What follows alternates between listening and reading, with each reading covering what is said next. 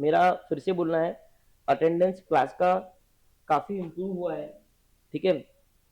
बस फिर भी एक एक पर्सन जो एब्सेंट है, ठीक है, मेरे लिए एक एब्सेंट हो या 10 एब्सेंट हो, मेरे लिए एब्सेंट एब्सेंट रहेगा, क्योंकि क्लास में जाने के बाद में सबकॉन्शियस माइंड में ये रहता है कि यार वो बंदे को समझ में आएगा कि नहीं आएगा लेक्चर देख के, क्योंकि उसने ऑफलाइन देखा है। तो वो थोड़ा सा प्लीज ट्राई करो कि बहुत ही ज्यादा अगर सिनेरियो अजीब है तो अलग बात है, लेकिन फिर छुट्टियां आप ट्राई करो ना। वैसे तो आप लोग सभी अच्छा कर रहे हो, छुट्टियों के मामले में कोई नहीं ले रहा है, ठीक है। स्क्रीन विजिबल है? चलो, सबसे पहले ना टाइमिंग डिफरेंस और परमानेंट डिफरेंस का हमने डेफिनेशन तो लिख लिया था।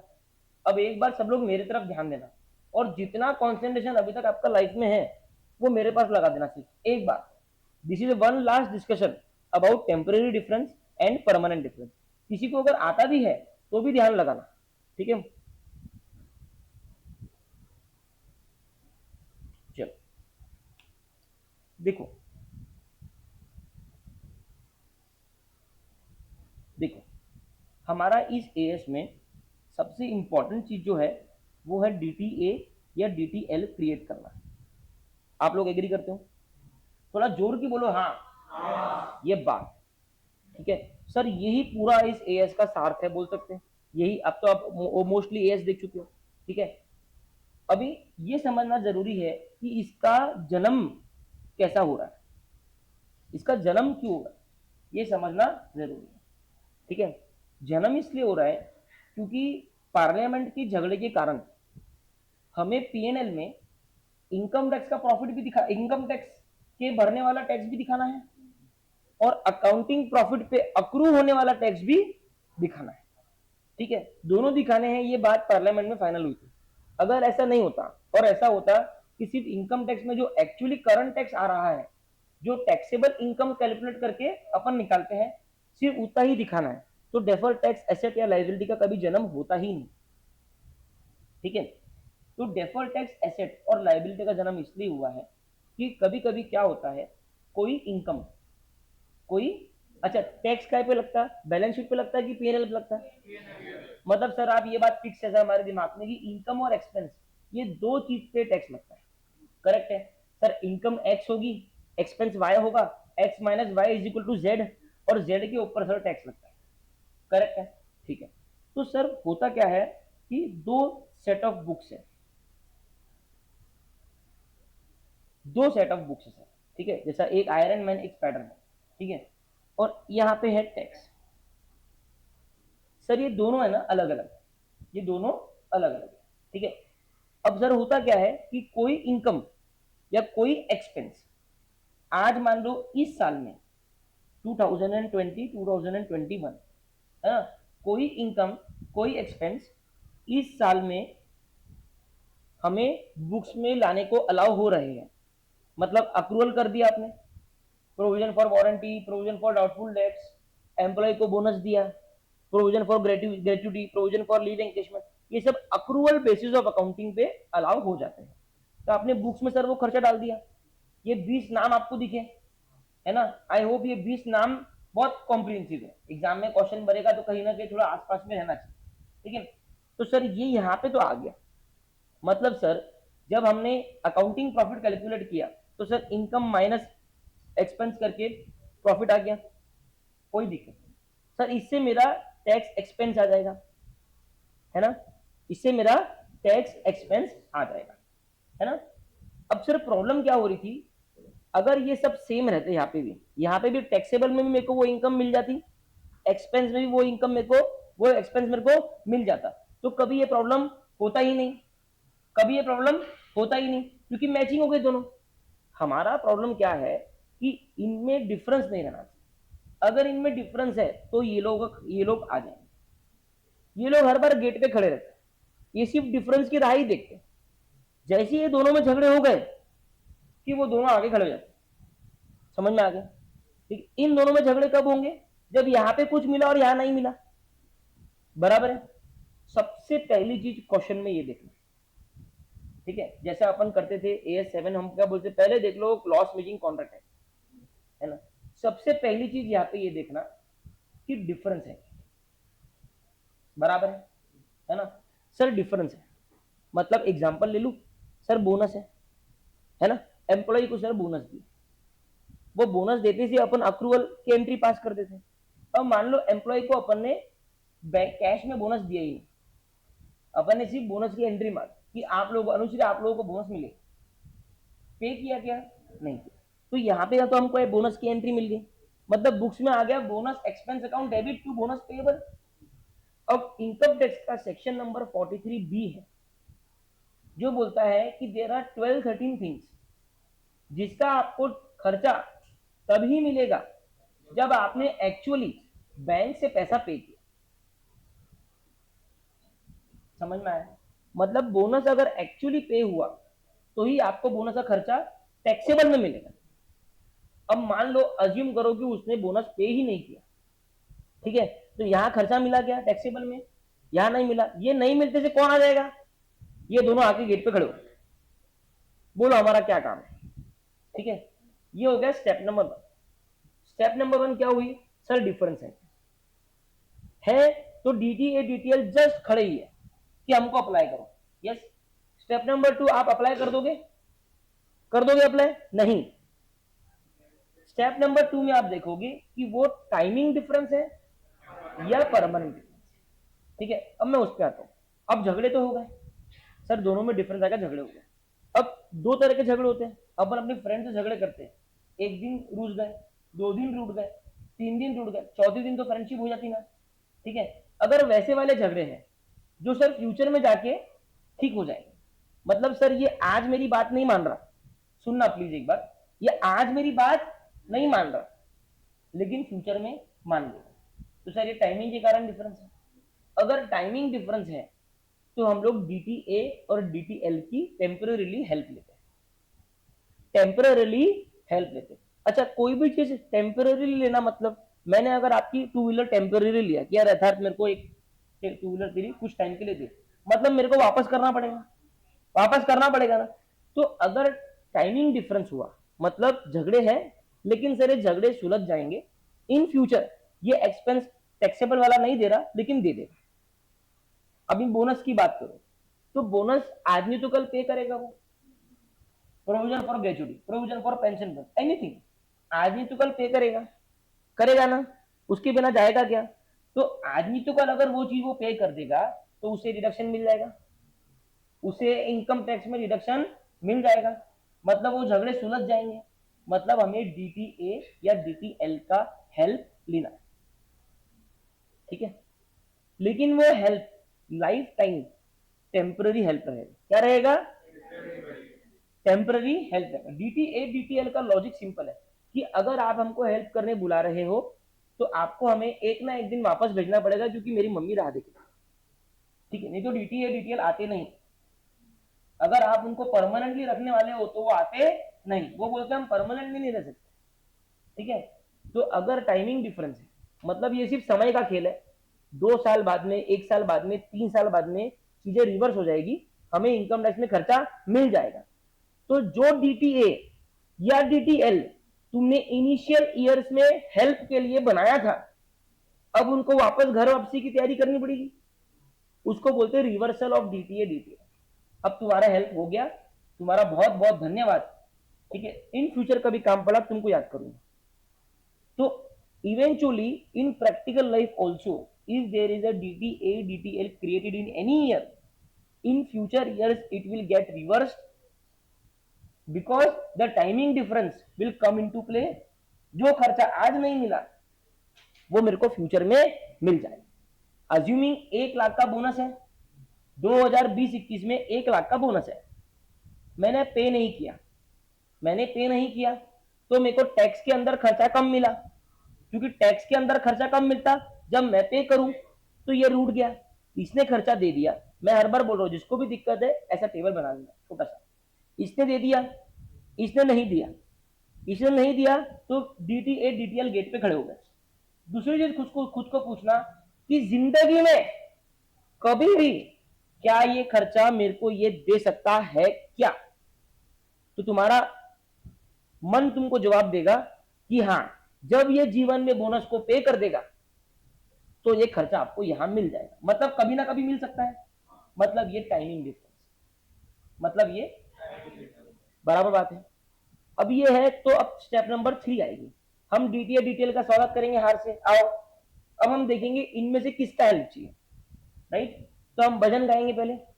भजन में आया कि यहाँ आज इनिशियल 20-21 में इसका खर्चा नहीं मिला, खर्चा नहीं मिला। अच्छा, टैक्स अपन किसके हिसाब से भरते हैं, इनकम टैक्स के हिसाब से भरते हैं। ये तो केवल अप्रूवल एंट्री है टैक्स एक्सपेंस की, अल्टीमेटली टैक्स भरते किसके हिसाब से, इसके हिसाब से। तो हम इसके हिसाब से देखेंगे, आज टैक्सेबल में खर्चा नहीं मिला, मतलब आज का प्रॉफिट ज्यादा है, मतलब आज जो मैं टैक्स भर रहा हूं वो भी ज्यादा है, मतलब मेरे को फ्यूचर में कम टैक्स पे करना पड़ेगा। फ्यूचर में कम टैक्स पे करना पड़ेगा, मतलब जब फ्यूचर में ये बोनस पे हो जाएगा, ठीक है, तो मुझे उस साल में डिडक्शन मिलेगा, तो उस साल का टैक्स कम हो जाएगा, है ना। इसके लिए हम आज डीटीए बनाते, यहां बन गया DTA. Step number 1, sir difference है क्या। Step number 2, sir timing difference है या परमानेंट डिफरेंस है। स्टेप नंबर 3, अगर टाइमिंग डिफरेंस है तो उन दोनों का स्वागत करके अंदर बुलाओ, भजन गाओ और देखो कि इनमें से किसकी हेल्प चाहिए। डीटीए की चाहिए तो डीटीएल को बोलेंगे सर हम आपको बाद में याद करेंगे, डीटीएल को लाके हमने बैठा दिया, डीटीए को लाके हमने बैठा दिया। एंट्री क्या हुई, डीटीए अकाउंट डेबिट एसेट है, बैलेंस शीट में जाने वाला है, टू पीएनएल, टू बराबर है, ठीक है, टू पीएनएल। ये एंट्री पास हो गई, डीटीए बैठ गया। अब सुनो क्या हुआ, 2000, प्लीज ध्यान देना, मेरा हम्बल रिक्वेस्ट, मैं बहुत एनर्जी लगा के आपको बता रहा हूँ, थोड़ा ध्यान बस, ठीक है। ये हो गया, अभी 2000, इसके बाद में नेक्स्ट ईयर 2021-22 है, कुछ भी नहीं। अभी देखो बैलेंस शीट और पीएनएल के वो देखो, बैलेंस शीट में ये डीटीए बोल के खड़ा है, ये बैलेंस शीट है, ये एसेट साइड में डीटीए बोल के खड़ा है, बराबर है। 2020-21 में बोनस पे नहीं किया, कुछ भी नहीं हुआ, जो है एज इट इज पड़ा है। 2022-23 में फिर बोनस पे नहीं किया, एज इट इज पड़ा है। 2023-24 में कंपनी के पास में कैश फ्लो आया है ना, पर कंपनी ने बोला हम सॉरी है, हमको बोनस एक्चुअली पे नहीं किए, हम आज बोनस आपको पे करेंगे, और कंपनी ने बोनस को पे कर दिया, बोनस को पे कर दिया। अब यहां सुनना, सबने सुनना, बोनस को पे कर दिया। अब जैसे ही बोनस पे हुआ, जो डीटीए बना हुआ था वो एकदम से खुश हो गया, वो बोल रहे हैं घर जाने का मौका आ गया, मैं थक गया यहाँ बैठे बैठे। वो बोलता है मेरे जाने, जिस काम के लिए मेरे को धरती पे लाया गया था वो काम पूरा हो गया, है ना। जो चीज के लिए मेरे को बनाया था कि फ्यूचर में जाके मैं टैक्स को सेव करूंगा, वो घड़ी आ चुकी है। अब 2023-24 में क्या होगा, 2023-24 का मैं ये बनाता हूं, ठीक है। 2023-24 का ये अकाउंटिंग है, ये टैक्स है ना, ये डिफरेंस है मान लो, ठीक है। अज्यूम करो इसके अलावा और कोई चीज है ही नहीं, अज्यूम करो सिर्फ बोनस ही है, तो अकाउंटिंग में खर्चा कुछ भी नहीं मिलेगा अनुश्री, लेकिन टैक्सेशन में 1 लाख का खर्चा मिलेगा, क्योंकि इस साल पे हुआ, बराबर है, तो डिफरेंस आ गया 1 लाख, ठीक है। अब अगर भजन गाएंगे, ठीक है, पिछले सालों को इग्नोर करके भजन गाएंगे, तो क्या बनता है, तो बनता है कि डीटीएल आएगा, क्योंकि टैक्स में आज खर्चा मिल गया। मतलब अज्यूम करो इस बोनस का कोई हिस्ट्री नहीं है फॉर एग्जांपल, तो आपका नॉर्मल दिमाग क्या बोलता था कि डीटीएल आएगा, क्योंकि आज टैक्स में खर्चा मिल रहा था, टैक्स में खर्चा मिल रहा मतलब प्रॉफिट टैक्स का कम है, प्रॉफिट कम है मतलब टैक्स भी कम है। आज अगर मैं टैक्स कम भर रहा हूं तो फ्यूचर में ज्यादा भरना पड़ेगा डीटीएल, तो एक सबकॉन्शियस माइंड यहाँ पे डीटीएल बोल देगा, लेकिन आपको पीछे जाके हिस्ट्री देखनी पड़ेगी। अगर हिस्ट्री में यहाँ पे डीटीए खड़ा है तो डीटीए रूट जाएगा कि यार मेरे को घर भेजो ना, डीटीएल को क्यों बुला रहे हो, मेरे को घर भेजो, मैं इसी पर्पस के लिए तो आया था। अगर आज आप डीटीएल क्रिएट कर दोगे और मुझे रिवर्स नहीं करोगे तो मैं लाइफ टाइम यहाँ पे अटक जाऊंगा, और डीटीएल भी अटक जाएगा, वेरी गुड आस्था, डीटीएल भी अटक जाएगा, क्योंकि उसका कोई रिवर्सल थोड़ी होगा नौजरी, ये तो रिवर्सल हो गया। बस इतनी चीज बच्चों को कभी कभी समझने में टफ होती है कि इसका कोई पास्ट है क्या। अगर इसका कोई पास्ट है तो उसको रिवर्स करना पड़ेगा, क्योंकि वो बैलेंस शीट में अटका है ना बेचारा, उसको तुम वादा करके लाए थे कि मैं तेरी गाड़ी रिटर्न करूंगा, वो गाड़ी बैलेंस शीट में अटकी है, उसका मौका आ गया वापस करने का, अब उसको वापस करना है। तो सिंपल है, जैसे हमारी एंट्री होती है डीटीए की एंट्री होती है डीटीए टू पीएनएल या पीएनएल टू डीटीएल, वो एंट्री रिवर्स हो जाती है। मैं ना आपको बहुत ज्यादा एंट्री में फंसाना नहीं चाहता, मैं चाहता कि आप बेसिक बेसिक एंट्री समझो जो अपनी डीटीए की डीटीएल की होती है, ठीक है। ये तो आपको क्या है, फिर वो एंट्री भी समझना, फॉर्मेट भी समझना, वो फॉर्मेट में आपको याद होगा तो माइनस करके लिखते हैं, तो वो थोड़ा कंफ्यूजिंग हो जाएगा, इसलिए मैं बहुत एंट्री में नहीं घुस रहा, पार्डन, ठीक है। हम लोगों को जो एग्जामिनेबल जगह पूछते हैं हम उसमें ज्यादा घुस रहे हैं, और जो एंट्री रहेगी वो हम क्वेश्चन में पढ़ लेंगे, उतनी उतनी एंट्री एग्जाम में आएगी, ऐसा मान के चलना, ठीक है। तुमको ये समझ में आएगा? तो आज वो मौका आ गया, आज हम लोग डी टी एल क्रिएट नहीं करेंगे, अपन reversal of D T A करेंगे। समझ गया? बस यही कंसेप्ट रिवर्सल का है। अब मान लो स्टेप नंबर 2 में हम क्या देखते हैं, स्टेप नंबर 1 में देखते हैं कि झगड़े हो गए दो फ्रेंड्स में, हाँ हो गए। हम देखते हैं कि ये टेम्पररी झगड़ा है या परमानेंट झगड़े। अब मान ले फॉर एग्जाम्पल तूने टैक्स फ्री बॉन्ड में पैसा डाला। अभी टैक्स फ्री बॉन्ड क्या होता है, ये एएस की एक छोटी सी और दिक्कत क्या है ना, कि इसमें ये लोग जो सेंटेंसेस देते हैं ना, वो थोड़े से इनकम टैक्स से जुड़े हुए होते हैं, तो बच्चे को आइसोलेशन में अकाउंट्स में समझना थोड़ी कभी कभी टफ हो जाता है उस सेंटेंस का मतलब। लेकिन मेरे को लगता है कि जब आप इनकम टैक्स का लेक्चर पूरा हो जाएगा ना, तो आपके लिए वो सेंटेंसेस समझना आसान हो जाएगा कि टैक्स फ्री बॉन्ड क्या होता है, वो इनकम टैक्स में आने वाला, ठीक है। तो टैक्स फ्री बॉन्ड, इसका मतलब क्या होता है कि सरकार सरकार खुद के बॉन्ड्स रिलीज करती है। बॉन्ड्स मतलब kind of a debenture, CA foundation, yes. तो सरकार बोलती है कि आप हमें 10 लाख दो, हम आपको 10 लाख के बॉन्ड सर्टिफिकेट्स देंगे। ये 5 साल के बॉन्ड रहेंगे, 5 साल के बाद में आप सर्टिफिकेट दिखाना और आपका पैसा लेके जाना। लेकिन 5 साल तक सरकार आपको ब्याज देती है, ठीक है, ब्याज देती है। अब सरकार अगर आपको ब्याज दे रही है तो ब्याज पे लगेगा टैक्स, टैक्स तो लगता है ना भाई, ब्याज पे टैक्स लगता है ना। लेकिन सरकार ने क्या बोली कि हम ब्याज के ऊपर टैक्स नहीं लगाएंगे अगर वो बॉन्ड रहा तो, उसको बोलते हैं टैक्स फ्री बॉन्ड, मतलब उस बॉन्ड पे होने वाली इनकम पे टैक्स नहीं लगेगा। क्यों? क्योंकि सरकार को प्रमोट कर, सरकार चाहती है कि आप गांव में लोन ना दो, हमको लोन दो, सरकार को पैसे की जरूरत है। समझ में आ रहा? तो एक एक होशियार व्यक्ति क्या सोचता है कि यार बिना टैक्स की इनकम है यहाँ पे लगा दो, राइट। अब देखो, सुनो मेरी बात, अब अगर टैक्स फ्री बॉन्ड है, वापस से बन गया अकाउंटिंग और टैक्सेशन, अज्यूम करो टैक्स फ्री बॉन्ड भाई साहब 1 लाख रुपए का इंटरेस्ट इनकम हुई है टैक्स फ्री बॉन्ड से, तो उसकी अकाउंट्स में एंट्री क्या होगी, by bank to interest income. सब लोग एग्री करते हैं, तो मैं यहाँ 1 लाख लिख देता हूँ। टैक्सेबल में वो टैक्सेबल होगा क्या इनकम, क्योंकि वो टैक्स फ्री है, तो मैं यहाँ डैश कर दो, यहाँ पे आ गया डिफरेंस 1 लाख रुपए। गेट पे कौन खड़ा है, बुला लेंगे के अंदर, पहले बोलेंगे ये टेम्पररी झगड़े हैं या परमानेंट झगड़े। अब यहाँ हमने देखा कि सर ये टैक्स फ्री बॉन्ड है, अब मेरे को बताओ अगले साल क्या इस पर टैक्स लग गया क्या, उसके अगले साल लग गया क्या, जिंदगी में कभी भी इस पे टैक्स नहीं लगेगा, मतलब ये झगड़े परमानेंट है, इन पे कभी टैक्स नहीं लगने वाला है, मतलब ये हर बार डिफरेंस। अब अगर इसमें तूने डीटीए डीटीएल क्रिएट कर दिया तो वो लाइफ टाइम बैलेंस शीट में फंस जाएंगे। समझ में आ रहा? क्योंकि उनका रिवर्सल का कभी मौका आएगा ही नहीं। इस कारण से हम परमानेंट डिफरेंस पे कोई डीटीए कोई डीटीएल नहीं बनाते, और ये एक लौता कारण है जिसके कारण आपका tax expense will not be exactly accounting profit multiplied by tax percentage. Normally accounting profit multiplied by tax percentage is equal to tax expense.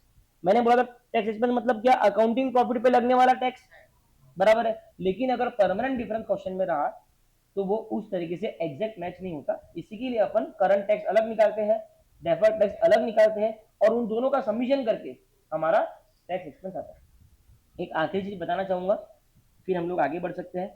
Board पे प्लीज देखना, इतना साथ दिया, 2 मिनट और दो। Tax expense is equal to current tax, ध्यान देना Prem, current tax plus DTA या डीटीएल, एवरीबडी एग्रीइंग, ठीक है। टैक्स एक्सपेंस मतलब सर अकाउंटिंग प्रॉफिट पे लगने वाला टैक्स, ये मेरा नॉर्मल बुकिश डेफिनेशन है, ठीक है। लेकिन हम एग्जाम में क्वेश्चंस में इसको डायरेक्टली नहीं निकालते रमेश, हम निकालते इसको और इसको, ठीक है। अगर करंट टैक्स मान लो निहाल, करंट टैक्स मान लो 1 लाख है, बराबर है, और मान लो डीटीए क्रिएट हुआ है, क्या क्रिएट हुआ है, 30,000 की, तो कभी भी करंट टैक्स से लेस होता है, ठीक है, क्योंकि मैंने बोला डीटीए नेगेटिव फिगर दिखता है, ठीक है। और देखो एक और लॉजिक बताता हूँ, एक और लॉजिक तेरे को बताता हूँ कि एसेट अपना फ्रेंड होता है, लाइफ टाइम एसेट अपना फ्रेंड होता है, तो कभी भी एसेट खर्चा बढ़ा सकता है क्या? वो कभी भी कोई ना कोई चीज में अपने को हेल्प करेगा, ठीक है। तो डीटीए रहेगा ना तो करंट टैक्स से कम होगा, 30,000 कम हो गया, मतलब नेट तेरा एक्सपेंस टैक्स एक्सपेंस कितना दिखेगा आउटर कॉलम में। और वही अगर डीटीएल है, लाइबिलिटी, दुश्मन है तू, वो मेरा खर्चा और बढ़ा देगी, मतलब 1,30,000। क्लियर है क्या आपको ये चीज? क्लियर है, पक्का क्लियर है, ठीक है। आपको पूरी स्टोरी समझ में आई, ठीक है। क्या आपको मैं थोड़ा बेटर समझा पाया कंसेप्ट आज, और बेटर क्लियर कर पाया, ठीक है ना? डन। अब ये स्टोरी है ना, आप आज के लेक्चर के बाद में प्लीज थोड़ा टाइम निकाल के लिख लेना, और मेरे को बताना अगर आपको किसी को डाउट है कि सर इसमें कुछ मैं और लिखूं क्या, है ना। ये स्टोरी लिखने से जब फ्यूचर में आप रेफर करोगे तो आपको हेल्प होगा। प्लस मई 27 की एग्जाम्स तक, जनवरी 27 की एग्जाम्स तक मैं आपके साथ में पल पल हूँ। आपको कोई भी एएस में दिक्कत हो, आपको कंसेप्ट आज समझ में आ गया, 2 महीने बाद में नहीं आ रहा, आप मेरे को बोलना, मैं आपको टाइम दूंगा और मैं आपको सिखाऊंगा, ये मेरा वादा है, ठीक है। लेकिन आप अपने नोट्स में इस तरीके से मेंशनिंग करो कि फ्यूचर में आप वो नोट्स पढ़ो तो आपको किसी की जरूरत ही ना पड़े, किसी की जरूरत ही ना पड़े। मैंने अपनी लाइब्रेरी में दुनिया भर के लोगों को यूट्यूब पे अपना एएस खराब होते देखा है, 45 48 आते लोगों को, जिन लोगों की औकात 80 की है, ठीक है। क्योंकि आप पूरे कंफ्यूज हो जाते हैं। अपने नोट्स अच्छे बनाओ, ये पूरी कहानी आज की अपनी भाषा में लिखो, 2-3 पेज लिखो कहानी, एज इफ की शुभम सर की जुबानी पूरी आपने एक नॉवेल की तरह लिख ली, राइट। चलो अब ये चालू करें फटाफट। मैं फिर से बोल रहा हूँ, मेरे को कोई फर्क नहीं पड़ता कि मैं AS22 में कितना टाइम ले रहा हूँ, ऐसा कुछ रहेगा मैं संडे को एक एक्स्ट्रा क्लास ले लूंगा, कोई दिक्कत नहीं, लेकिन हम लोग को भागना नहीं है, राइट, ठीक है। चलो अभी आ जाओ आप लोग वर्कशीट पे, ठीक है।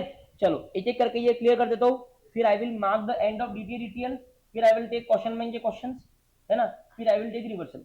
चलो पहला, अ प्रोविजन फॉर वारंटी, मैं ये पूरे के पूरे 20 अच्छे से एक्सप्लेन करूंगा, ठीक है। लास्ट टाइम कर रहा हूँ, आप लोग ध्यान देना जिस जिसको भी कंफ्यूजन हुआ है।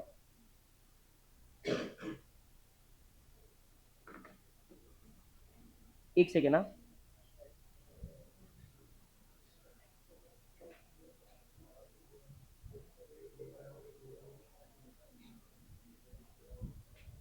किसका आया किसका नहीं आया मेरे को फर्क नहीं पड़ता, मैं पूछूंगा भी नहीं, जिसका नहीं आया वो ध्यान देकर समझ लेना और अपने आप को करेक्ट कर लेना, ठीक है। पहला देखो, अब प्रोविजन फॉर वारंटी है, वारंटी क्लेम्स का एक प्रोविजन बनाया है, मतलब खर्चा हो गया क्या? नहीं, खर्चे के एस्टिमेशन में एक प्रोविजन बनाया है 2 लाख रुपए का, इन द बुक्स अकाउंट्स टैक्स यहाँ पे 2 लाख है, ठीक है। लेकिन टैक्स ही कब अलाउ करता है? जब एक्चुअली पे हुआ है, आज तो पे नहीं हुआ है तो आज अलाउ नहीं होगा, करेक्ट है। एक डिफरेंस क्रिएट हो गया, स्टेप नंबर 1 आ गया डिफरेंस। अब DT8 DTL पूछ रहे हैं हम आए क्या, ठीक है। हम बोलेंगे टाइमिंग है या परमानेंट है, सर ये टाइमिंग है। क्यों टाइमिंग है? क्योंकि आज ने तो कल वारंटी का क्लेम आएगा, जब हम एक्चुअली पे करेंगे तो वो रिवर्स हो जाएगा, मतलब ये टेम्पररी झगड़े, ये क्या है? टेम्पररी झगड़े। तो DTA या DTL दोनों में से एक क्रिएट करना पड़ेगा। अब इसमें भजन गाएंगे तो टैक्सेशन के हिसाब से भजन गाएंगे। अभी हमने देखा कि अकाउंट्स और टैक्स में हमको नहीं मिला, टैक्स में खर्चा नहीं मिला, टैक्स में खर्चा नहीं मिला मतलब टैक्स का प्रॉफिट ज्यादा है, टैक्स का प्रॉफिट ज्यादा है मतलब टैक्स ज्यादा है। आज टैक्स ज्यादा कर दिया, ज्यादा खर्चा कर दिया, मतलब प्रीपेड एक्सपेंस, मतलब एसेट। DTA, DTA लिख दो यहाँ पे।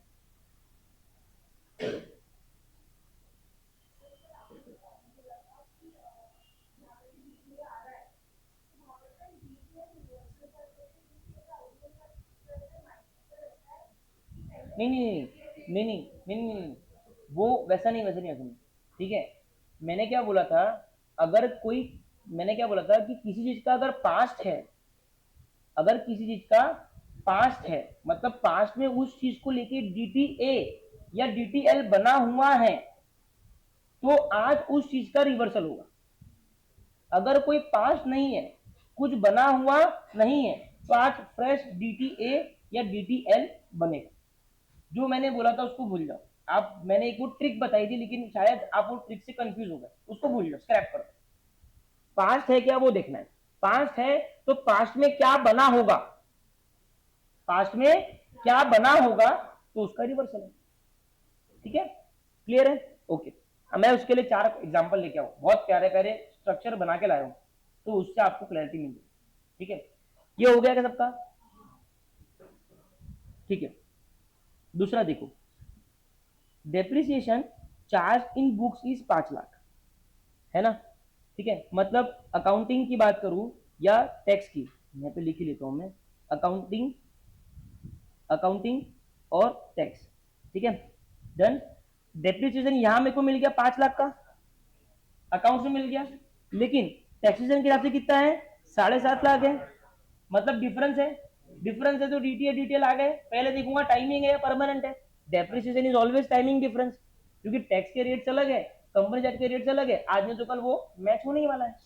ठीक है, अभी आज टैक्स में खर्चा ज्यादा मिला, टैक्स में खर्चा ज्यादा मिला, मतलब आज प्रॉफिट टैक्स का कम है, प्रॉफिट कम है तो टैक्स भी कम है। अगर आज कम टैक्स भर रहे हैं तो फ्यूचर में टैक्स ज्यादा भरना पड़ेगा, मतलब डेफर्ड टैक्स लायबिलिटी। समझ में आया सृष्टि?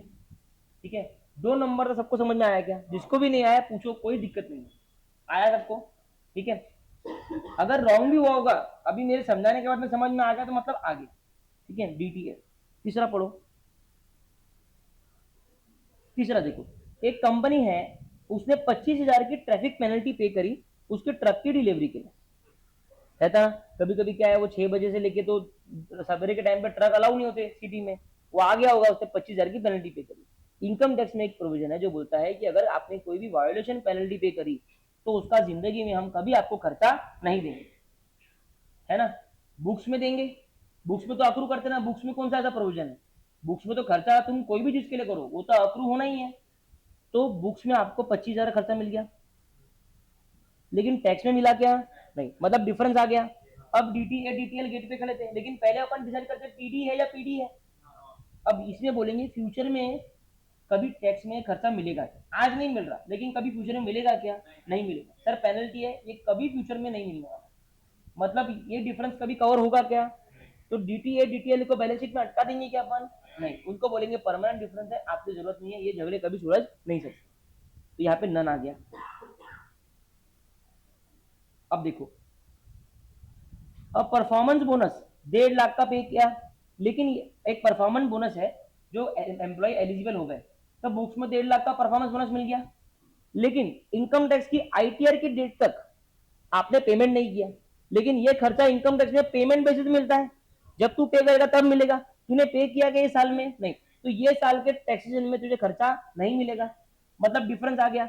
मतलब यहाँ ते को 1.5 लाख का खर्चा मिला अकाउंट्स में, लेकिन टैक्स में नहीं मिला, डिफरेंस आ गया। खुद को पूछेंगे पीडी है या पीडी है?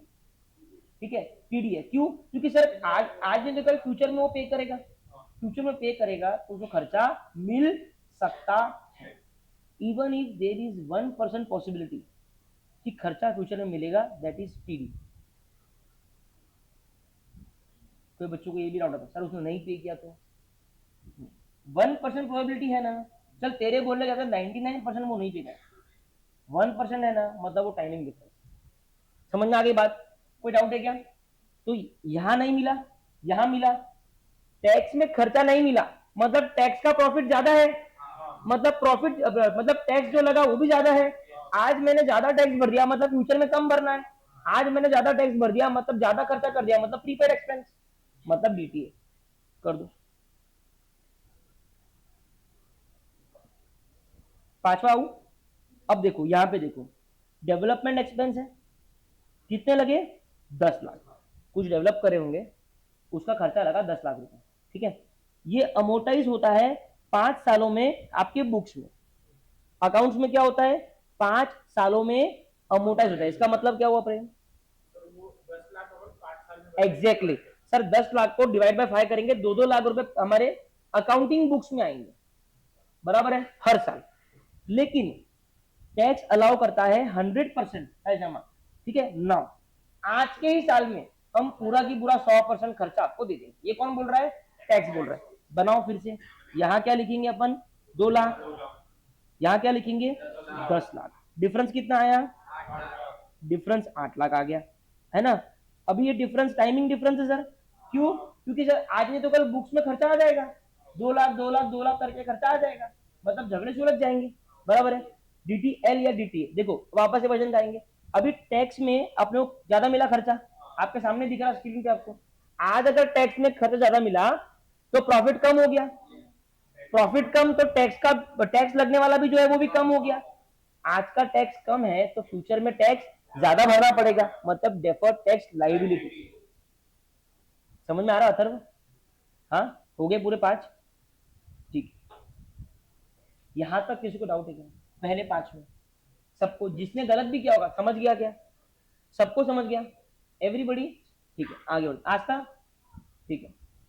अब देखो छठवां, बस क्या होता है इसमें थोड़ा केयरफुल रहना पड़ता है, हर एक चीज में आता अपने को, लेकिन अपन स्लिप हो सकते, ठीक है।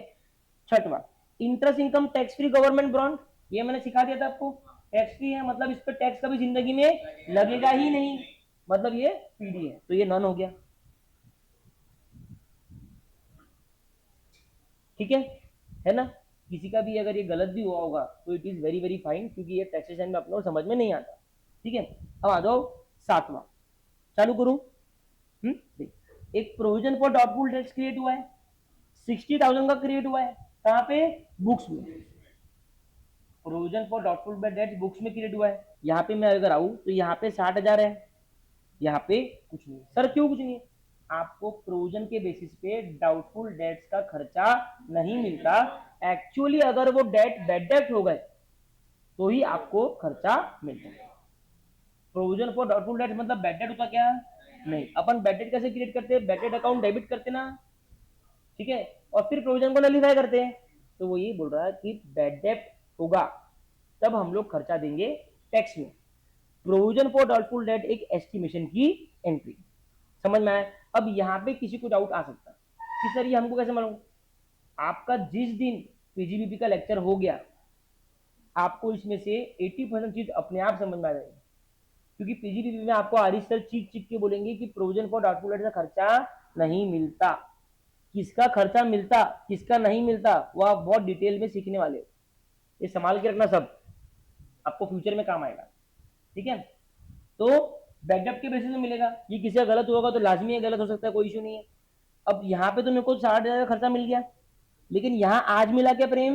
नहीं, फ्यूचर में 1% पॉसिबिलिटी है कि वो एक्चुअली बैडेड हो जाएगा, मतलब ये क्या है? टाइमी,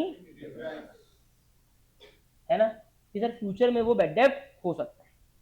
अब आज खर्चा टैक्स में कम मिला, मतलब आज का टैक्स का प्रॉफिट, लगने वाला टैक्स मतलब ज्यादा टैक्स भर दिया, मतलब ज्यादा खर्चा, मतलब डीटीए। समझ में आएगी गौरांग? लिखो डीटीए।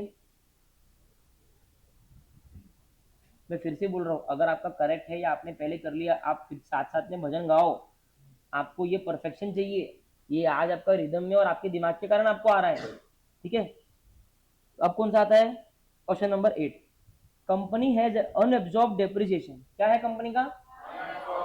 अनएब्सॉर्ब डेप्रिसिएशन से कुछ याद आ रहा क्या? बस, जिसने एक शुरू में डीटीए बोल दिया मतलब उसने मेरे को खुश कर दिया। मैंने पहले ही बोला था ये दो शब्द जब भी आएंगे, कैरी फॉरवर्ड लॉसेस और अनएब्सॉर्ब डेप्रिसिएशन, तो इसको डीटीए बोल देना, पहले बात में सोचना, ठीक है। अनएब्सॉर्ब डेप्रिसिएशन है, कहां पे गया? हाँ, with a guaranteed future profit. मैंने एक लाइन लिखाई थी कि there should be convincing evidence कि फ्यूचर में प्रॉफिट होने वाला है, उसने बोला गारंटीड फ्यूचर में प्रॉफिट होने वाला है, मतलब आज ये क्या है? डीटीए। जिसने अपनी लाइफ में ये सरलता रख ली, मैंने हाल ही में आपका ये एएस सिखाने के पहले जब एक व्यक्ति को इस एएस के चंगुल से बाहर निकाला था, ठीक है, सितंबर 26 का अटेम्प्ट, ठीक है, same carry forward losses unabsorbed depreciation, तब मैंने ये टेक्निक लगाई थी जो मैंने आपको सिखाई है, और बिलीव मी उसकी जिंदगी का प्रॉब्लम सॉल्व हो गया। जब मैंने उसको सिखा दिया कि तू उसकी जड़ में मत घुस, तो समझ ले डीटीए के 2 रूप है, तुम्हारा झंझट ही खत्म हो जाएगा, ठीक है। साइंटिस्ट मत बनो, ठीक है। अब आ जाओ इस पे, इंटरेस्ट पे। पढ़ बता रणदीप से एक बार, मुझे गला दुख रहा है। एक सेकेंड, इनकम टैक्स रिफंड मतलब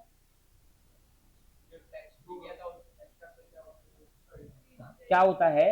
कभी कभी अपन ज्यादा इनकम टैक्स भरते थे, ठीक है, ऐसा पकड़ लो, चलो आप, आपको उसका रिफंड लेना होता है, कोई कारण से आपने जो इनकम टैक्स भरा उसका रिफंड आपको आता है, या किसी ने टीडीएस काट लिया आपको, है ना, मान लो किसी ने अपना टीडीएस काट लिया, मेरा टैक्स काट लिया, लेकिन मेरे को उतना टैक्स लगता ही नहीं, तो मेरे को वो गवर्नमेंट से रिफंड लेना है। अब वो रिफंड के ऊपर ब्याज लग गया, मतलब गवर्नमेंट को, मेरे को गवर्नमेंट से ब्याज भी लेना है। सर क्यों? क्योंकि गवर्नमेंट ने मेरे को इनकम टैक्स रिफंड देने में देरी कर दी। मेरे को जैसे आज पैसा लेना है और मैं 1 महीने बाद दूंगा, तो तू क्या बोलेगा, सर 1 महीने का ब्याज दो। तो ये इंटरेस्ट है काय पे? इनकम टैक्स रिफंड पे। तो मैं बुक्स में अप्रूव कर दूंगा, है ना, बाय बैंक टू इंटरेस्ट, बराबर है, क्लियर है। अब बाय बैंक नहीं, आप पकड़ो by interest income receivable balance sheet asset account to interest income PNL account, ठीक है। But taxable only upon actual receipt, जब एक्चुअली आपको गवर्नमेंट इंटरेस्ट दे दे तभी आपको उस पर टैक्स लगेगा, तब तक टैक्स। मतलब आज का सिनेरियो क्या है भूमि, यहाँ पे कितना इंटरेस्ट था? अच्छा वो है ही नहीं अमाउंट, मतलब यहाँ पे आपको आज मिल रहा है, लेकिन टैक्स में आज मिल रहा क्या? नहीं, लेकिन फ्यूचर में उसको टैक्स लगने वाला है, क्योंकि जिस दिन गवर्नमेंट आपको पैसा दे देगी इंटरेस्ट का, आपको टैक्स लग जाएगा, मतलब फ्यूचर में टैक्स लगेगा, मतलब टाइमिंग डिफरेंस है। डीटीए डीटीएल गेट पे खड़े हैं, ठीक है। आज मेरे को इनकम, आज मेरी जो इनकम है, आज मेरे को ये इनकम टैक्सेबल नहीं है। अगर आज इनकम टैक्सेबल नहीं है, मतलब आज का प्रॉफिट कम है, मतलब आज जो मैं टैक्स भर रहा हूँ वो भी कम है, लेकिन मेरे को फ्यूचर में टैक्स ज्यादा भरना पड़ेगा, मतलब डेफर टैक्स लायबिलिटी, डीटीएल लिख दो।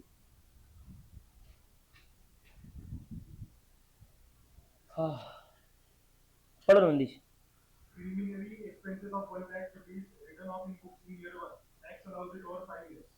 टैक्स कितने में अलाउ करता है? 5 सालों में अलाउ करता है, ठीक है।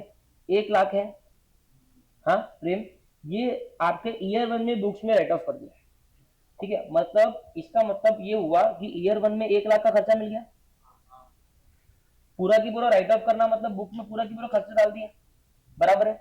लेकिन जो मेरा टैक्स है, टैक्स में वो क्या बोल रहा है कि 5 ईयर्स में मिले, कितने में? मतलब पहले साल में टैक्स में कितना खर्चा मिलेगा सृष्टि? हाँ 20,000, है ना, क्योंकि सर 1 लाख को मैं डिवाइड करूंगी 5 से, तो पहले साल में मुझे कितना मिल रहा है? 20,000, वेरी गुड सृष्टि। तो सर डिफरेंस कितना हो गया? 80,000। अब सर ये टाइमिंग है क्या? बिल्कुल टाइमिंग है, क्यों? क्योंकि फ्यूचर में टैक्स लगने वाला है, फ्यूचर में 20-20 हजार हमारे टैक्सेबल होने वाले हैं ना, क्योंकि 5 सालों में होने वाला है। ईयर 1 में 20,000, ईयर 2 में 20,000, ईयर 3 में 20,000, ईयर 4 में 20,000, ईयर 5 में 20,000, लेकिन अकाउंट में पहले साल में पूरा 1 लाख लगने, मतलब फ्यूचर में पूरा अपने को टैक्स लगने वाला है, मतलब टाइमिंग डिफरेंस है। आज का खर्चा कम है, मतलब आज की प्रॉफिट ज्यादा है, मतलब आज का टैक्स भी ज्यादा है, आज मैंने टैक्स ज्यादा भर दिया, मतलब ज्यादा खर्चा हो गया, मतलब प्रीपेड एक्सपेंस, मतलब प्रीपेड एक्सपेंस, डी टी, ठीक है। समझ में आया? 10 क्वेश्चन मैंने करा दिया, पूरे समझ में आया क्या अभी तक के? क्या ये मेरे को पता है, जिन जिनको आ रहा होगा उनको लग रहा होगा कि हमको आ रहा है, बट थोड़ा सा आप रिवाइज कर लो, या आपको चाहिए तो आप क्वेश्चन भी देख सकते हो, मेरे हिसाब से आप ध्यान दे दो, ये एक फाइनल अच्छा रिवीजन आपका हो जाएगा। इस एज को लाइटली मत लो, कभी कभी आपको बाद में शायद कंफ्यूजन हो सकता है, आज आपको कंफ्यूजन नहीं हो रहा है, जिसको नहीं आ रहा था, क्या मैं ग्रिप ला पाया? ठीक है, अभी समझ में आ रहा? प्रेम आ रहा पक्का? ठीक है, डीटीए कब क्रिएट होगा, डीटीएल कब आ रहा आपको? ठीक है, आपको आ रहा? ठीक है, 11, बस 5 मिनट्स में अपने खत्म करेंगे, ठीक है। अब कैश डोनेशन, अब मैं चालू करूँ, थोड़ा थोड़ा पूछना चलेगा आपको? ठीक है, 10 मैंने करा दिए, ठीक है। चल बरखा मेरे को 11 बताएंगे, एक्सप्लेन करना क्लास को। हम्म हम्म हम्म ठीक है, ठीक है। तो शी परमानेंट डिफरेंस है, मतलब डीटी ए क्रिएट होगा, डीटी एल क्रिएट होगा, या नन होगा? नन होगा। वो क्या बोल रही है सर, आपने अनअप्रूव्ड पॉलिटिकल पार्टी को दिया है, अनअप्रूव्ड पॉलिटिकल पार्टी को देंगे तो आपको रिडक्शन टैक्स में नहीं मिलेगा, और फ्यूचर ईयर्स में भी नहीं मिलेगा, क्योंकि उसका कोई सेंस थोड़ी है। तूने एक बार किसी अनअप्रूव्ड पार्टी को दे दिया, फ्यूचर में तू उसको लेके किसी और को दे सकती क्या? तूने दे दिया, वो समाप्त होगी बात, ठीक है, तुझे रिडक्शन नहीं मिलेगा और फ्यूचर में भी कभी नहीं मिलेगा, क्योंकि वो अनअप्रूव्ड है। क्लियर होगी बात? तो ये क्या रहेगा? None, permanent difference. सही शाम 12, हाँ एक्सप्लेन करना।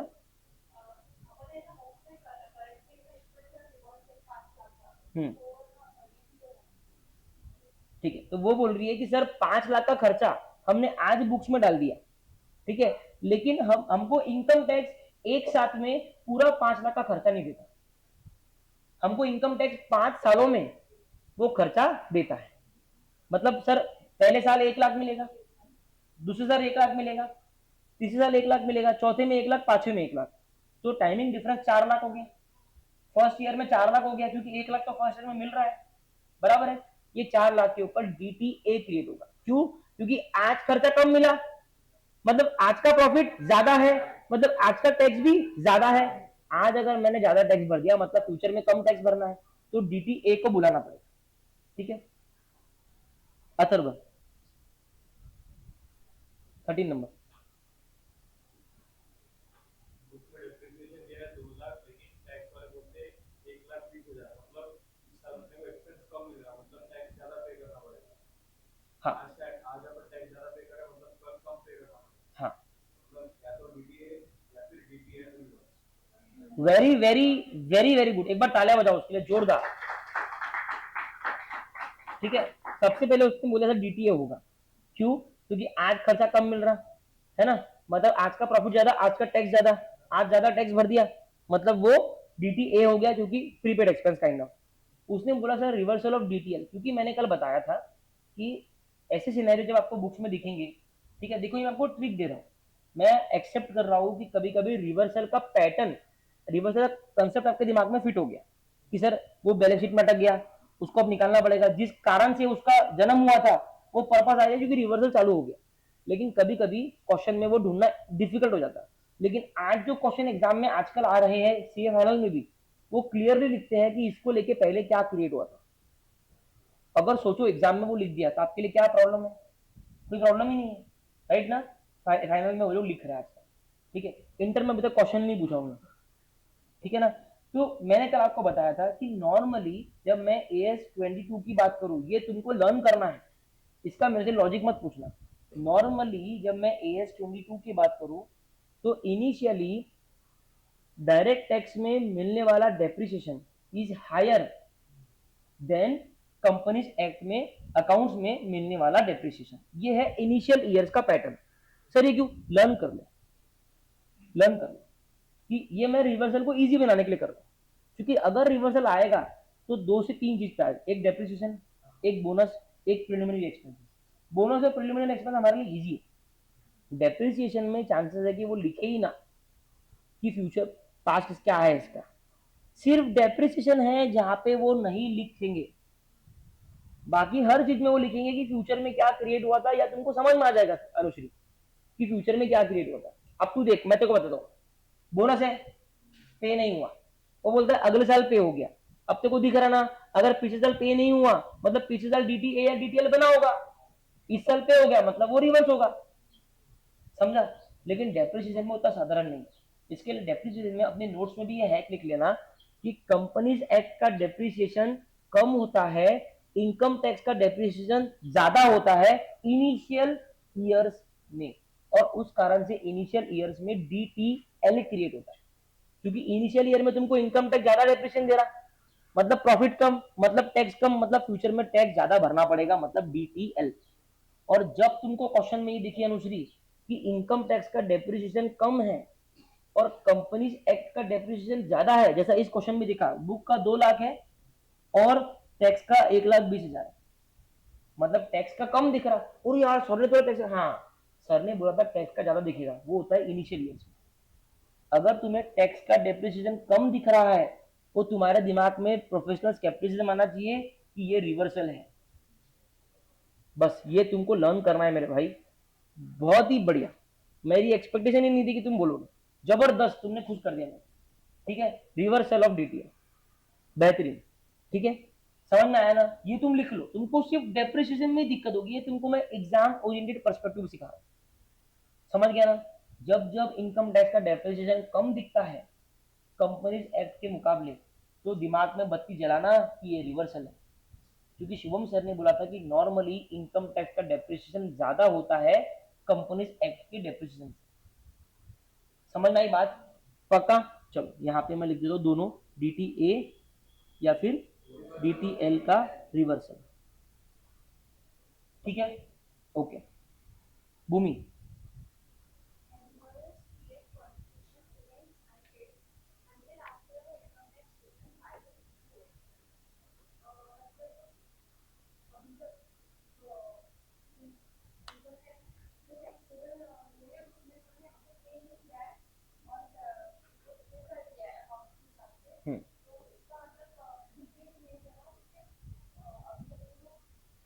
वेरी गुड, सही बोल रही है वो, DTL क्रेडिट होगा, क्यों? क्योंकि मेरे को इनकम टैक्स में खर्चा नहीं मिला, इनकम टैक्स में खर्चा नहीं मिला, क्यों? क्योंकि मैंने पे नहीं किया। इनकम टैक्स में खर्चा नहीं मिला मतलब इनकम टैक्स का प्रॉफिट ज्यादा है, मतलब टैक्स ज्यादा है। आज अगर मैं ज्यादा टैक्स भर रहा हूँ मतलब प्रीपेड एक्सपेंस मतलब DTL। सुपर, लिखो DTL। आदित्य अगला बोलो बेटा।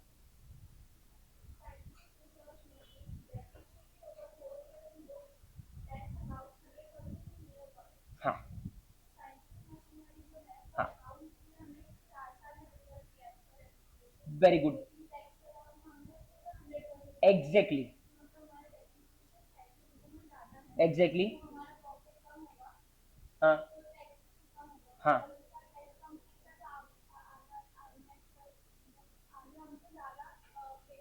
हाँ, एक बार तालियां दो जोरदार।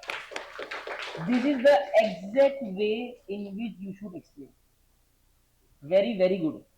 आपको खुद को एक्सप्लेन करना है, ये तरीके से अगर तूने कर लिया तो चांसेस तेरी गलती के बहुत कम हो जाएंगे, ठीक है, ओके। दिव्या, 16 नंबर।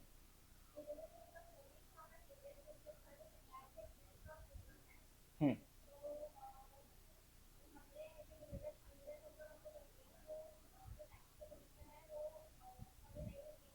हम्म हम्म,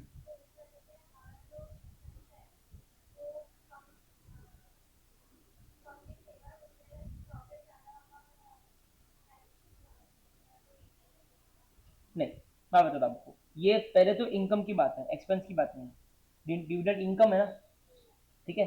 डिविडेंड इनकम आपको, डिविडेंड इनकम मिली है, ठीक है। किससे मिली है? कोई भी इंडियन म्यूचुअल फंड ने आपको डिविडेंड की इनकम दिया होगा, मान लो लाख रुपए की डिविडेंड इनकम दिया। सबसे पहले खुद को बोलने का कि बुक्स में एंट्री क्या पास होगी। सर बुक्स में एंट्री पास होगी by bank account debit to dividend income P&L account, ठीक है। मतलब सर मैंने यहाँ पे ए बना लिया, मैंने यहाँ पे टी बना लिया, मैंने यहाँ पे डी बना लिया, बराबर है। सर यहाँ पे 1 लाख की डिविडेंड इनकम मेरी आ चुकी है। अब वो क्या बोलता है, it is entirely exempt in income tax. Exempt का मतलब क्या होता है कि ये इस पे आपको कभी भी टैक्स नहीं लगेगा, ये इससे टैक्स माफ है, इस पे टैक्स माफ है, it is like tax free.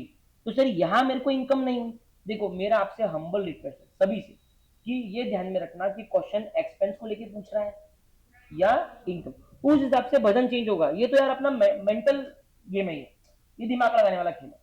ये इनकम के परस्पेक्टिव से बात हो रही है, ये एक्सपेंस के परस्पेक्टिव से नहीं हो रही है। डिविडेंड इनकम साफ साफ लिखा है, तो यहाँ पे सर टैक्स में कोई इनकम नहीं है, मतलब सर 1 लाख का डिफरेंस क्रिएट हो गया। अभी DTA DTL गेट पे खड़े थे, हमारा स्टेप नंबर 2 क्या है, TD या PD, और स्टेप नंबर 3 फिर DTA DTL, step number 2 TD या PD। अब मेरे को बताओ कि ये टाइमिंग डिफरेंस है या परमानेंट है, क्या फ्यूचर में इस पर टैक्स लगेगा? नहीं, ये परमानेंट है। सर क्यों? क्योंकि एग्जम्प्ट है, ये टैक्स से छूट है, इसमें इसमें फ्यूचर में कोई टैक्स नहीं, ऐसा नहीं कि आज नहीं लगेगा तो कल लग जाए, ये छूट है, मतलब ये नन है। समझ में आया? ये अगर किसी का रॉन्ग आया होगा तो इसमें 0% प्रॉब्लम, क्योंकि आपको इनकम टैक्स का प्रोविजंस नहीं पता, ठीक है। अभी समझ में आ गया, ठीक है, समझ में आ गया। मेरे को सिर्फ प्रॉब्लम ये है कि इनकम को इनकम के तरीके से देखो, एक्सपेंस को एक्सपेंस के तरीके से देखो, ठीक है। तो ये नन लिख देता हूँ। मी का अगला बता, बात मत करो प्लीज, 3 बचे बस। हाँ हाँ,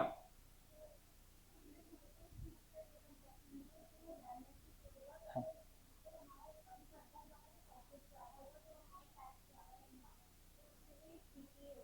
ताला बजाओ, वेरी गुड, ठीक है, बहुत बढ़िया। ये भजन के तौर पे अगर आप करोगे ना आपका गलत ही नहीं होगा, सुपर, ठीक है। सिंपल है सर, मेरे को मैंने बुक्स में प्रोविजन बेसिस पे एंट्री कर दी एक्चुअल वाली, है ना, लेकिन टैक्सेशन क्या बोलता है, हमको मत सिखाओ कुछ भी, जब पे करोगे हम दे देंगे, राइट। तो आज टैक्स में खर्चा कम है, मतलब टैक्स का प्रॉफिट ज्यादा है, टैक्स ज्यादा है, DT बहुत बढ़िया, बहुत ही बढ़िया मिनी का, ये हो गया। अब मेरे को कौन बताएगा? आस्था, 18 नंबर आस्था, 19 नंबर अपनी सृष्टि और 20 नंबर यश। बोलो।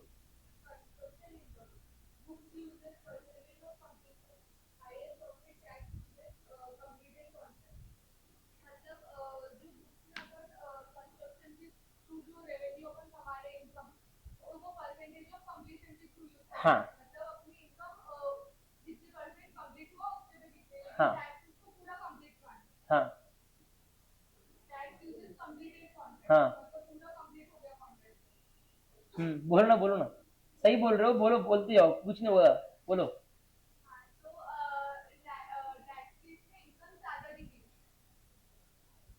हाँ, अब मैं बोलता हूँ, ठीक है। आपने आधा तो सही बोला, उसने सही बोला कि सर हमने AS7 पढ़ के आए हैं, हम परसेंटेज कंप्लीशन के हिसाब से इनकम रिकॉर्ड करते हैं उसके अंदर, कोई दिक्कत नहीं है। लेकिन प्रॉब्लम क्या है कि हम जब इनकम टैक्स की बात करें, इनकम टैक्स बोलता है कंप्लीटेड कॉन्ट्रैक्ट मेथड, मतलब जब कॉन्ट्रैक्ट कंप्लीट हो जाएगा तब मैं रेवेन्यू रिकॉर्ड करूंगा। अभी ईयर 1 में कॉन्ट्रैक्ट कंप्लीट होगा क्या? ईयर 1 में परसेंटेज आएगा 40%, 50%, जो भी है अपन ने करा ना AS7, फिर ईयर 2 में 80% तक पहुंचेंगे, फिर कहीं जाके ईयर 3 में 100% तक आ जाएंगे। मतलब ईयर 1 में हमें अकाउंटिंग बुक्स में, मैं इस पे लिखता हूँ, ईयर 1 में अकाउंटिंग P और D, ईयर 1 में परसेंटेज कंप्लीशन मेथड के हिसाब से अज्यूम करो 40% और अज्यूम करो 1 लाख की इनकम। तो ईयर 1 में 40,000 की इनकम हमने डाल दी अकाउंट्स की बुक्स में, लेकिन टैक्सेशन की बुक्स में कुछ भी नहीं आएगी, है ना। ईयर 2 मान लो 80,000 हो गया, ठीक है। ईयर 2 80,000 मतलब 80% कंप्लीशन, ये 40% कंप्लीशन, ठीक है, क्लियर है। तो यहाँ पे 80,000 मतलब समझो 40,000 माइनस करके, वो जो क्यूमुलेटिव है ना, लेकिन यहाँ पे फिर भी कुछ नहीं लगेगा। फिर ईयर 3 में ये 100% हो गया, मतलब यहाँ पे आएगा रिमेनिंग 20,000, ये पूरा हो गया 1 लाख। समझा? ये अपन ने AS7 में सीखा था। अब यहाँ 1 लाख आएगा टैक्सेशन की बुक्स में, समझा। तो टैक्स में आपको इनकम टैक्स में टैक्स लग रहा है ईयर 3, तो हम बात करते पहले ईयर 1 की, हम बात करते पहले ईयर 1 की। ईयर 1 में क्या क्रिएट होगा, पहले वो वर्जन लाएंगे। इनकम टैक्स में हमें इनकम नहीं है, ये इनकम पर्सपेक्टिव से बात है दिव्या, क्योंकि अपन बात करें रेवेन्यू की, this is revenue perspective, expense perspective नहीं है, ये रेवेन्यू पर्सपेक्टिव, राइट। ईयर 1 में टैक्स की इनकम कम है, बोर्ड को देखो 40,000 है अकाउंट्स की ईयर 1 में भूमि, लेकिन टैक्स की कितनी है? 0।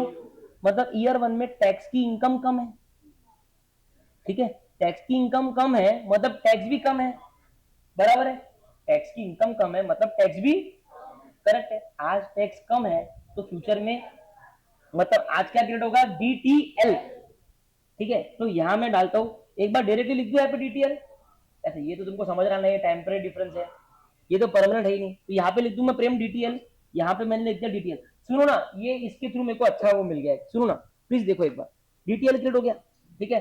अब मैं आता हूँ ईयर 2 पे, ठीक है। मैं अज्यूम करता हूँ 30% टैक्स ब्रैकेट, 40,000 पे 30% कितना हुआ? 12,000, ठीक है। सिर्फ सुनो, ये अच्छा एग्जाम्पल आ गया हाथ में, 12,000, ये आ गया तुम्हारा DTL का अमाउंट, ये बैलेंस शीट में खड़ा हो गया जाके, बराबर है। अब आता हूँ ईयर 2 में, ईयर 2 अगेन 40,000 था, 40,000 वापस से DTL क्रिएट होगा, वापस से DTL क्रिएट होगा, ठीक है। कितने का? सेम 12,000, वापस सेम लॉजिक कि अकाउंट में 40,000 है लेकिन इनकम टैक्स में इनकम 0 है, ठीक है। इनकम कम मतलब टैक्स भी कम, आज का टैक्स कम मतलब फ्यूचर में ज्यादा भरना पड़ेगा, मतलब DTL, DTL 12,000, 24,000, मतलब 12 + 12 बैलेंस शीट में कितना खड़ा हो गया? इसने बोला, इसने इसको क्या बोला होगा? आजा तू भी आजा, प्लस हो गए अपन दोनों। अब ये दोनों राह देख रहे हैं हम कब रिवर्स होंगे। अब ईयर 3 आएगा, ठीक है। ईयर 3 में डिफरेंस कितना है? 80,000, है ना। अब ये 80,000 अनुश्री, ये रिवर्सल है, बस यही गणित है रिवर्सल का।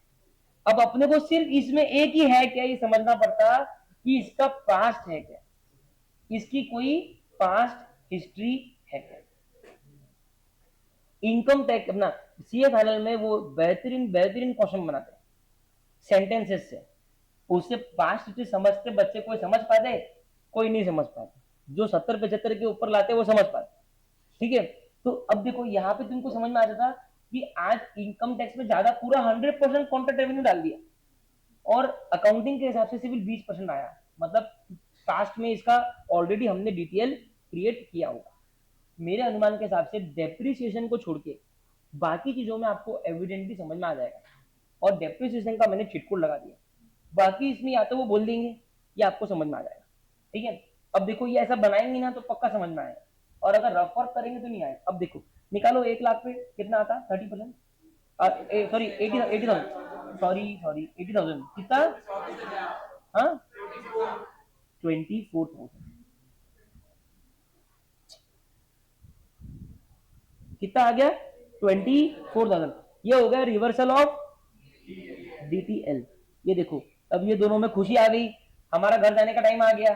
अब ये 12 12 24 सब नेट ऑफ हो गया, यहाँ पे 0। ये सिस्टम है रिवर्सल का, समझ में आया क्या? ये एग्जाम्पल के थ्रू ये बहुत अच्छे से समझ में आया सबको? तो मैंने बताया ना DTL, DTL। अरे ये तो मैं तुमको ये मेरे को एक जरिया मिल गया तुमको रिवर्सल करवाने का। इधर तो फर्स्ट ईयर का ही पूछा है, ठीक है। ओके, समझ में आया क्या? चलो लिखो इसको, क्या लिखेंगे? मैं पहले ही बोल रहा, सबको कान खोल के सुन लो। I will be taking an extra class, because मेरे बजट से ज्यादा टाइम हो गया AS22 को, ठीक है। I will be taking an extra class, तो एक संडे में आप रेडी रहना, ठीक है। वो संडे कभी भी आ सकता है, ठीक है। स्पेसिफिकली जो पोस्ट वाले बच्चे और जनवरी के बच्चे हैं वो बोल रहा हूँ, ठीक है, क्योंकि उनके तो 7-8 AS हो चुके हैं ऑलरेडी। बस एक संडे मेरे को देना, मैं कवर अप कर दूंगा, ठीक है। अब देखो 19 कौन बोला था मैंने? हाँ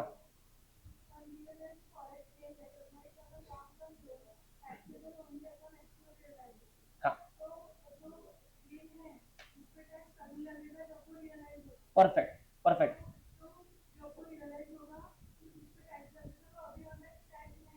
ठीक है, प्रॉफिट कम रहेगा, आज टैक्स नहीं लगेगा ना, सही बोल रहे थे आप, आज टैक्स कम लगेगा। अगर आज टैक्स कम लगेगा तो फ्यूचर में मतलब क्या लगाते हैं अपन? DTL है। देखो मैं बताता हूँ, कोई बात नहीं मैं बताता हूँ, ठीक है। आपने ऑलमोस्ट सही बोला लेकिन आप बीच में अटक गए। सुनो मेरी बात, सुनो सुनो सुनो, अच्छा पॉइंट है ये।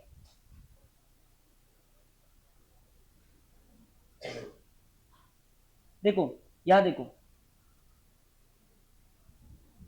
A और T unrealise foreign exchange gain है, मान लो 1 लाख का है, तो अकाउंट्स में आ गया।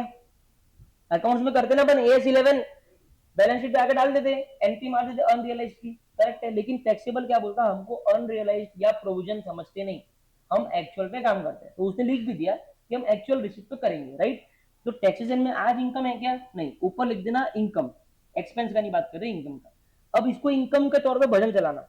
आज टैक्सेशन में इनकम कम है, अगर इनकम कम मतलब प्रॉफिट भी कम ही हुआ, है ना। मतलब आज टैक्स लगने वाला भी कम है, अगर आज कम टैक्स लगा मतलब फ्यूचर में टैक्स ज्यादा लगेगा, मतलब DTL।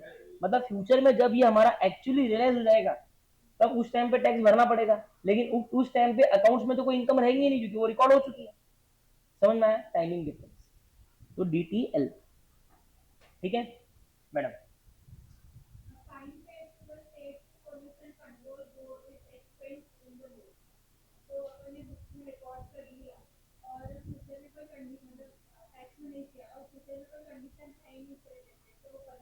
परमानेंट डिफरेंस है, फाइन पेनल्टी एवरीथिंग परमानेंट है, वेरी गुड, ठीक है।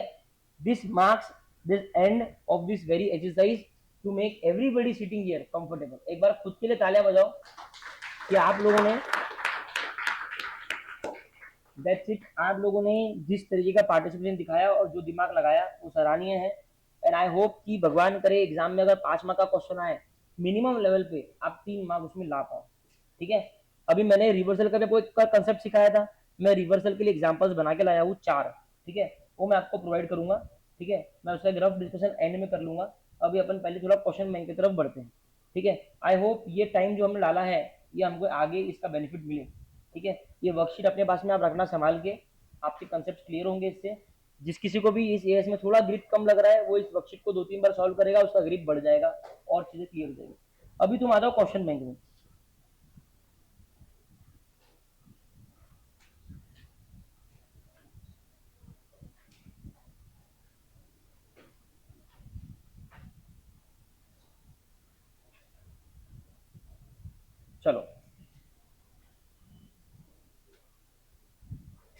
Rama limited, question number 1।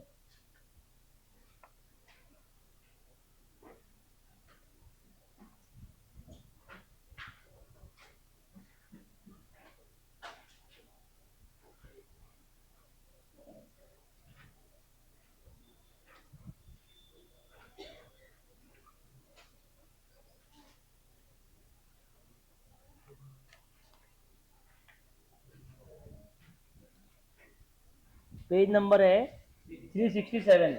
ठीक है, आगे क्या? हाँ, पढ़ना जरा मैडम प्लीज, पढ़ो, बोलो क्वेश्चन। सब लोग ध्यान दो। हाँ,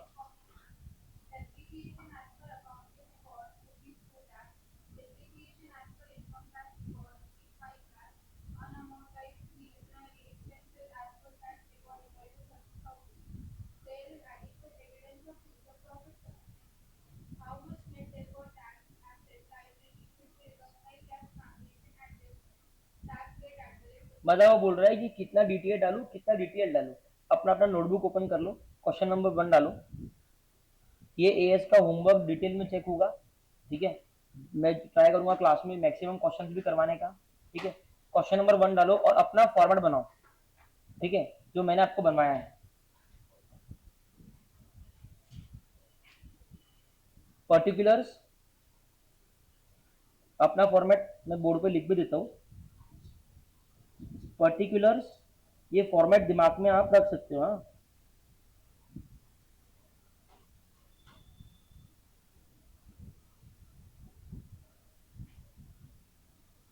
अकाउंट्स टैक्सेबल, डिफरेंस,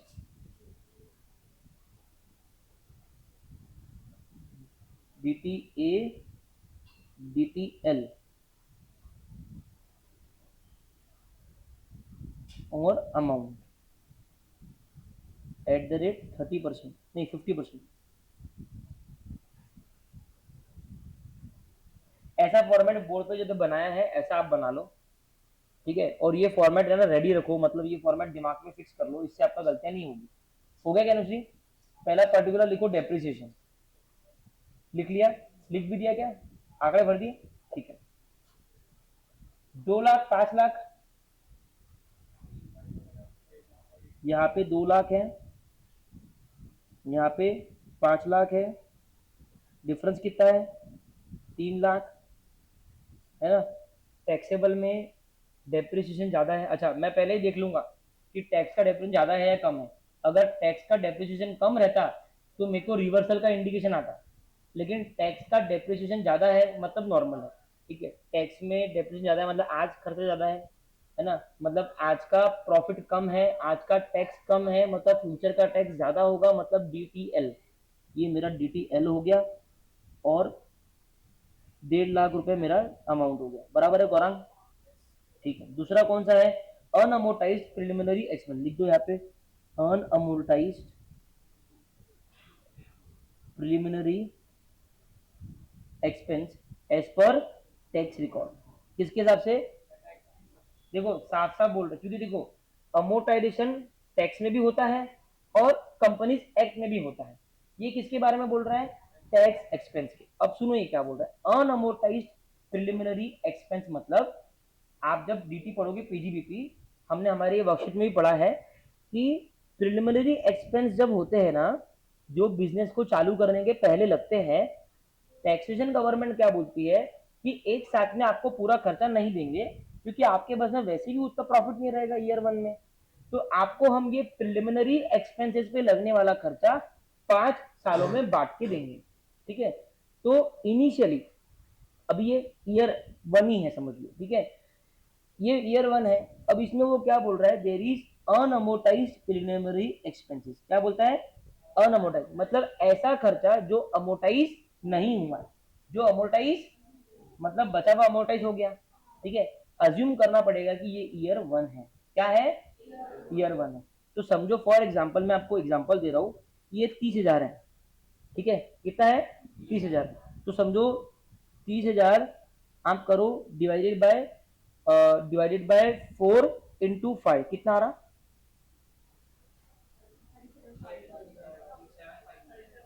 हाँ, तो 37,500 टोटल खर्चा था प्रिलिमिनरी एक्सपेंसेस का, उसमें से 7,500, क्योंकि अपन डिवाइड बाय 5 करेंगे, मैं आपको सिर्फ एक लॉजिक दे रहा हूं, इतना करना नहीं है इसके अंदर, ठीक है।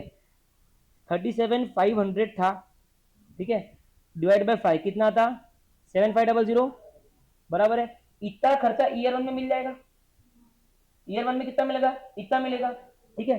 तो इधर देखो 37,500 लिखता है एक बार मैं यहाँ पे, मैं दोनों तरफ समझा रहा हूँ, ये मैं लेंथी मेथड यूज कर रहा हूँ, ठीक है। यहाँ पे 37,500 था, यहाँ पे मिला कितना, मतलब कितना अनअमोटाइज रह गया, बराबर है, इतना अनअमोटाइज रह गया।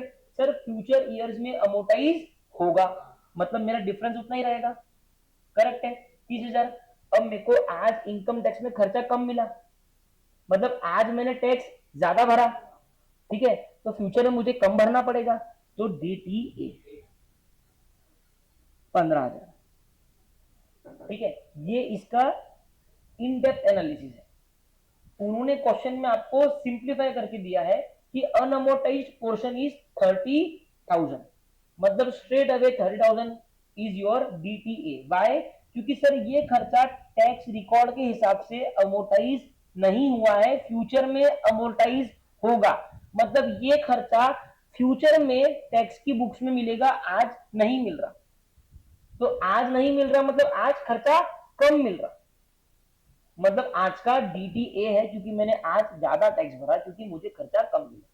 समझ में आया क्या?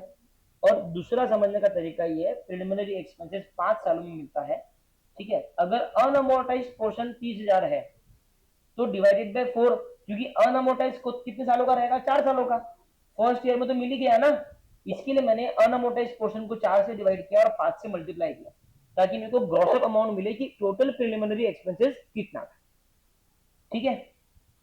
किसको नहीं समझ में आया तो फिर से समझाता हूं। प्रेम समझ में आया कहीं, पक्का समझ में आया क्या, ठीक है। हाँ, मेरा गट बोलता है कि एग्जाम में ये हूबहू क्वेश्चन आने के चांसेस बहुत ज्यादा है, क्वेश्चन नंबर 6 में, 4 मार्क या 3 मार्क के लिए और में, ठीक है। 2-3 बार इन्होंने आरटी में भी पूछ लिए, तो दिमाग लगाना है। अनअमोटाइज पोर्शन अगर है मतलब फ्यूचर में ये टैक्स में अमोटाइज होगा, मतलब फ्यूचर में हमको एक्सपेंस मिलेगा, मतलब मेरा DT है, क्योंकि आज नहीं मिला। क्लियर है, सबको क्लियर है ना, ठीक है। ऐसा ही एक और क्वेश्चन नीचे है, ये एक बार प्रेजेंटेशन देख लो क्वेश्चन नंबर 1 का प्लीज, ठीक है। अपन अपना प्रेजेंटेशन कर सकते हैं, कोई दिक्कत नहीं, सिर्फ एक ध्यान में रखना कि ये बना लेना, net deferred tax asset liability, ठीक है। ऊपर आपको 1.5 लाख का DTL हुआ, उसके बाद में 15,000 का DTA हुआ, तो नेट नेट आपका DTL बचा, बराबर है प्रेम, ठीक। अभी एक खर्चा लिखो, खर्चा बोल रहा है, एक क्वेश्चन आप लिख लेना, इसमें होमवर्क के तौर पे है, वो नीचे है, क्वेश्चन नंबर लिख लो, कहा गया, ठीक है, वो देख के बता दूंगा, आ जाएगा नीचे। ऐसा ही हूबहू एक और क्वेश्चन है, ठीक है। आगे बढ़ू क्या, अनुमति है, ठीक है। क्वेश्चन नंबर 1 हो गया, अब आ जाओ 2, अभी कराओ क्या, मैट का बाद में कराना चाहिए, हाँ चलो इस पे आ जाओ 3। अच्छा 4, पहले क्वेश्चन नंबर 4 पढ़ लो, सभी लोग पढ़ो पहले 4 को।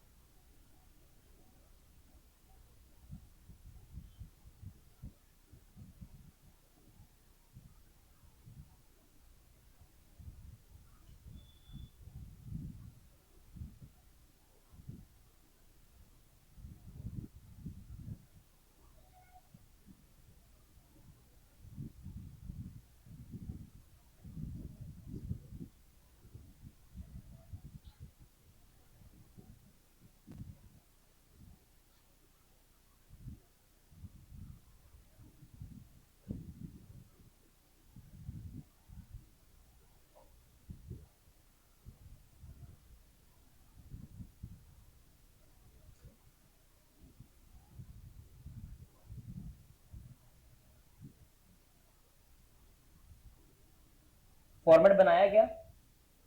अश्वी किसकी राजी करो फॉर्मेट बनाने? फॉर्मेट बनाओ, चालू करो, सॉल्व करना। Question number 4।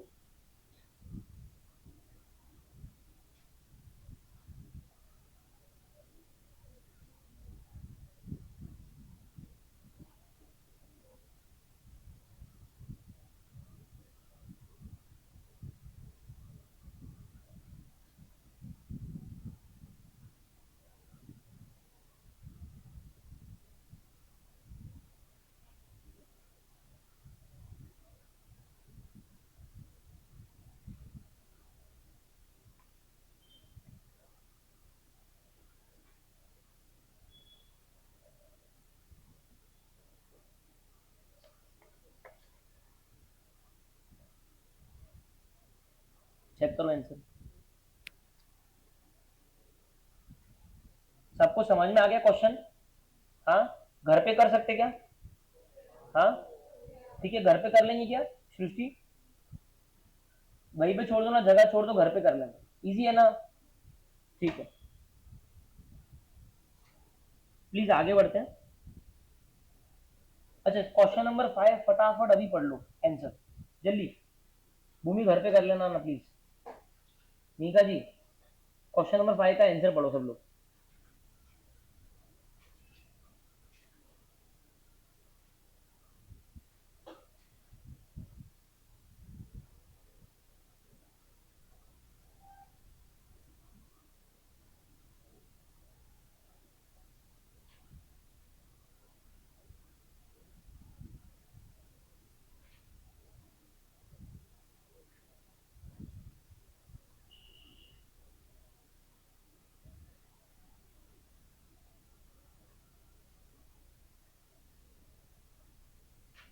फाइव पढ़ने के बाद में क्वेश्चन नंबर 7 को होमवर्क डालना और ये अपने फॉर्मेट में सॉल्व करना।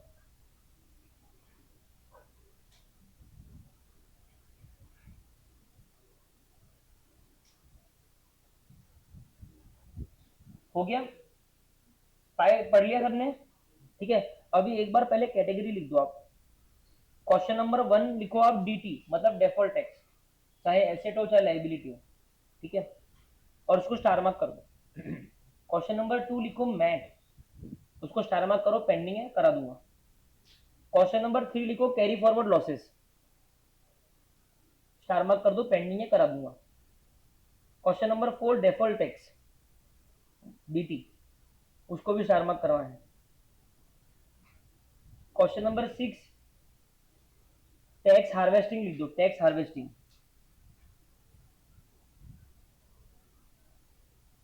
ठीक है। क्वेश्चन नंबर 7 होमवर्क लिखो डीटी, क्वेश्चन नंबर 1 के जैसा है, अपने फॉर्मेट में सॉल्व करना, इनका फॉर्मेट थोड़ा अलग है। क्वेश्चन नंबर 8 जो है, सभी लोग फटाफट 8 को पढ़ो, देखो क्वेश्चन पढ़ने में ना टाइम मत लगवा ज्यादा।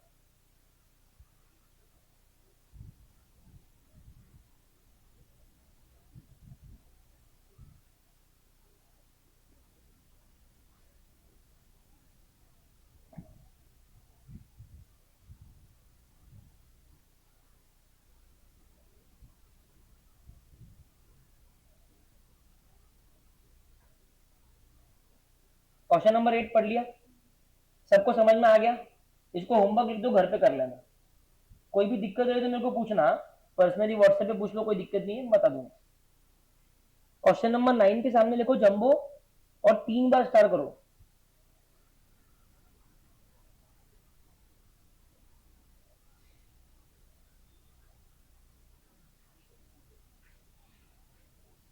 हो गया? क्वेश्चन नंबर 10 के आगे लिखो जंबो,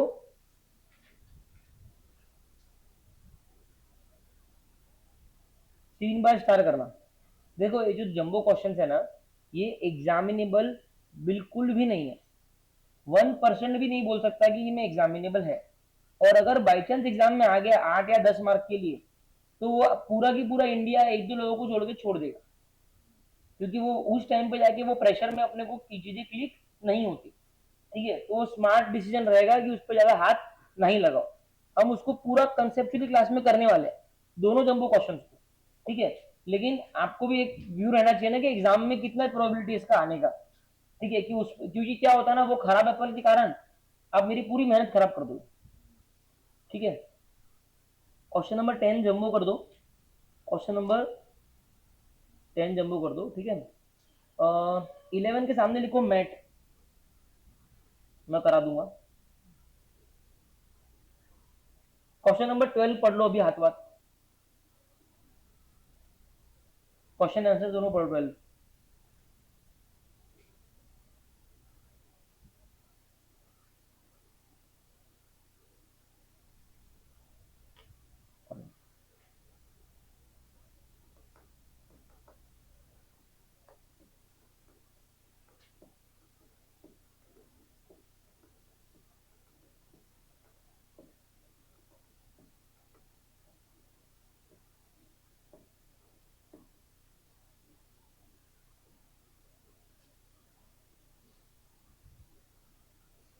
डाला, ठीक है। क्वेश्चन नंबर 13 पे आ जाओ, पहले बना लो फॉर्मेट, क्वेश्चन नंबर 13 अपना फॉर्मेट बना लो। आज मुझे बहुत ऐसे कॉन्फिडेंट फील हो रहा सवेरे के सेशन के बाद में, अब थोड़ा सा सबको अंडरस्टैंडिंग इंप्रूव हुई है। बनाओ फॉर्मेट, सिर्फ ध्यान रखो कोई भी व्यक्ति एब्सेंट ना रहे।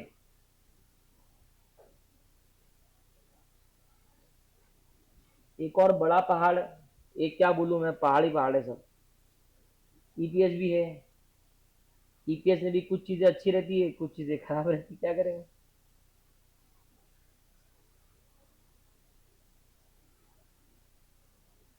ईपीएस को भी लगेंगे कम से कम 5-6 क्लास लगेंगे।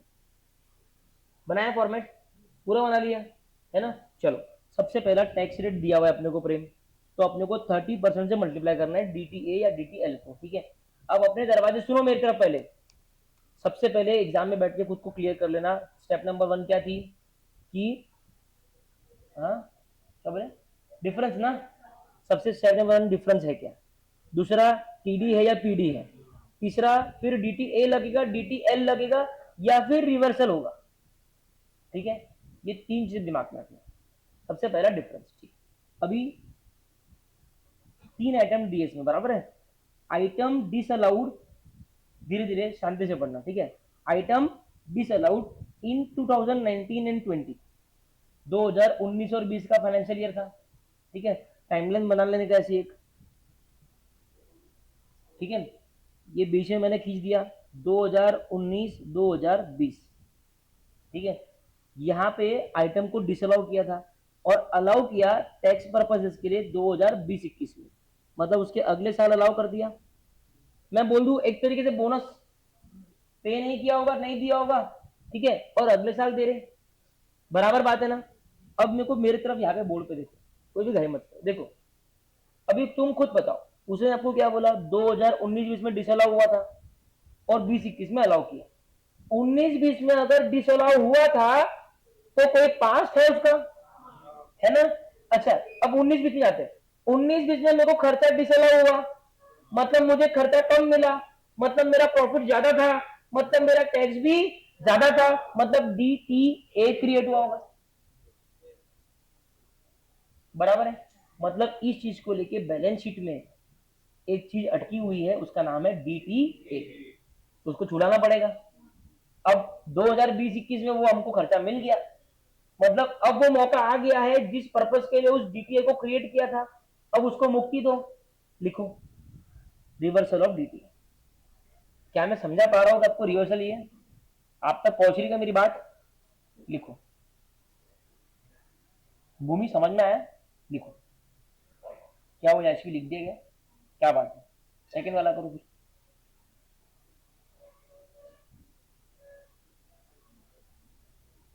प्रेम समझ में आया पहला वाला कि 1920 में अपने को डीटीए क्रिएट किया होगा, अब वो मौका आ गया है कि उसको बैलेंस शीट से हटाना पड़ेगा, हो गया। स्मार्ट हो गया, नमित के बैठोगे तो और स्मार्ट हो जाओ, हो गया क्या। सेकेंड वाला चालू करो क्या अगला, हाँ, interest to financial institutions, accounted in the books on accrual basis, मतलब आपने किसी फाइनेंशियल इंस्टीट्यूट से लोन लिया होगा, उसको ब्याज दिया होगा, तो हम लोग अक्रूवल बेसिस पे अकाउंटिंग में ब्याज को रिकॉर्ड करते हैं. But actual payment was made before the due date of filing of return and allowed for tax purposes also. ठीक है, टैक्स पर्पस के लिए भी अलाउ कर दिया, अकाउंट्स में अक्रूवल भी कर दिया. स्टेप नंबर 1 में ही फेल हो गए, कोई डिफरेंस ही क्रिएट नहीं हुआ, क्योंकि अकाउंट्स में भी अलाउ, अकाउंट्स में अप्रूव कर दिया, और लास्ट लाइन सृष्टि लिखी हुई भी है, इंग्लिश में लिखी है, allowed for tax purposes also भी लिख दिया उसने. मतलब दोनों तरफ सब कुछ मिल गया, तो कोई झगड़े ही नहीं हुए. तो यहाँ पे नॉट नॉट एप्लीकेबल नॉट, देखो इन्होंने कैसा लिखा है, आप भी एन लिख देना, नन मत लिखना, not applicable not applicable not applicable. ठीक है. अब देखो डोनेशन, सुनो कितनी सही लाइन है. आपने किसी प्राइवेट ट्रस्ट को डोनेट किया, ये है ना बार बार आएगी, डोनेशन टू प्राइवेट ट्रस्ट. देखो आप अगर किसी भी प्राइवेट ट्रस्ट को डोनेशन, देखो इनकम टैक्स में आर से सिखाएंगे, लेकिन मैं आपको पूछता एक सवाल, गवर्नमेंट आपको डिडक्शन देती है कि आप किसी ट्रस्ट को डोनेट करोगे पैसा, वो ट्रस्ट पर अच्छे कामों के लिए यूटिलाइज कर रही है पैसा, तो गवर्नमेंट वो प्रमोट करेगी, गवर्नमेंट बोलेगी हम तेरे को इसका डिडक्शन देंगे, मतलब तेरे को खर्चा देंगे इसका. ठीक है. अब अगर तू प्राइवेट ट्रस्ट को डोनेट कर रहा, ठीक है, वो प्राइवेट ट्रस्ट तूने खुद ने ही क्रिएट करी मनी लॉन्ड्रिंग के लिए, तू क्या कर रहा, एक जेब से पैसा निकाल रहा, दूसरी जेब में डाल रहा, और बोल रहा मेरे को डिडक्शन दो. दीजिए गवर्नमेंट, गवर्नमेंट क्या बोलती, प्राइवेट ट्रस्ट का कोई डिडक्शन नहीं मिलता. ठीक है. देखो यहाँ पे साफ साफ लिख दिया not allowed under income tax, मतलब आपने अकाउंट में खर्चा डाल दिया, लेकिन टैक्स वाले दे रहे क्या, कभी जिंदगी में देंगे क्या, डिफरेंस तो है, बट पीडीए क्या है, नॉट एप्लीकेबल नॉट एप्लीकेबल. ठीक है. अब देख अथर्व, यहाँ पे इन्होंने नो टाइमिंग डिफरेंस लिखा, और यहाँ क्या लिखा, परमानेंट, दोनों नॉट एप्लीकेबल है, लेकिन सेकंड केस में कोई डिफरेंस ही नहीं था, और थर्ड केस में डिफरेंस तो है, लेकिन वो पीडी है, वो परमानेंट. अनुज समझ में आया परमानेंट क्यों है, क्योंकि प्राइवेट ट्रस्ट को कभी जिंदगी में डिडक्शन मिलने वाला ही नहीं, और अकाउंट में तो अपन खर्चा पाक कर देते अप्रूवल के हिसाब से. हो गया सबका ये. चलो इसको भी लिख दो डीटी, डेफॉल्ट टैक्स. इसको स्टार मार्क करूं कि 18 वाला करूं, तुमने करा ना, ठीक है. इसको स्टार मार्क नहीं करता, 18 वाले में ये सब पॉइंट्स कवर्ड है, ये छोटे छोटे पॉइंट्स है. हाँ हाँ. अभी सुनो मैं क्या बोल रहा हूँ, ये जो क्वेश्चन ना सर 13 नंबर जो अपन ने किया अभी, this is the exact this and that question number 1, these are the nature of questions which should be asked, which can be asked in exams. These अगर इस AS से क्वेश्चन आएगा, it cannot be more lengthier than what is this, and this is my utmost promise to you, because I have been analyzing papers from past so many years, they cannot ask bigger than this. Okay. ठीक है. तो उसको एक अगर reference के लिए mark करना है तो यू कैन मार्क कि ऐसा क्वेश्चन एग्जाम में आएगा. ठीक है. अभी आ जाओ 14 नंबर क्वेश्चन, पढ़ लो फटाफट, 40 नंबर पढ़ लो, मेरा काम खत्म होता.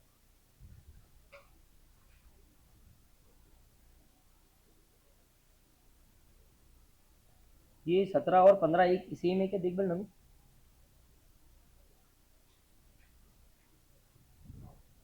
है ना, 15 करा दूं पहले, फिर पहले 15 कराओगे 18 करोगे, पहले 18 करो.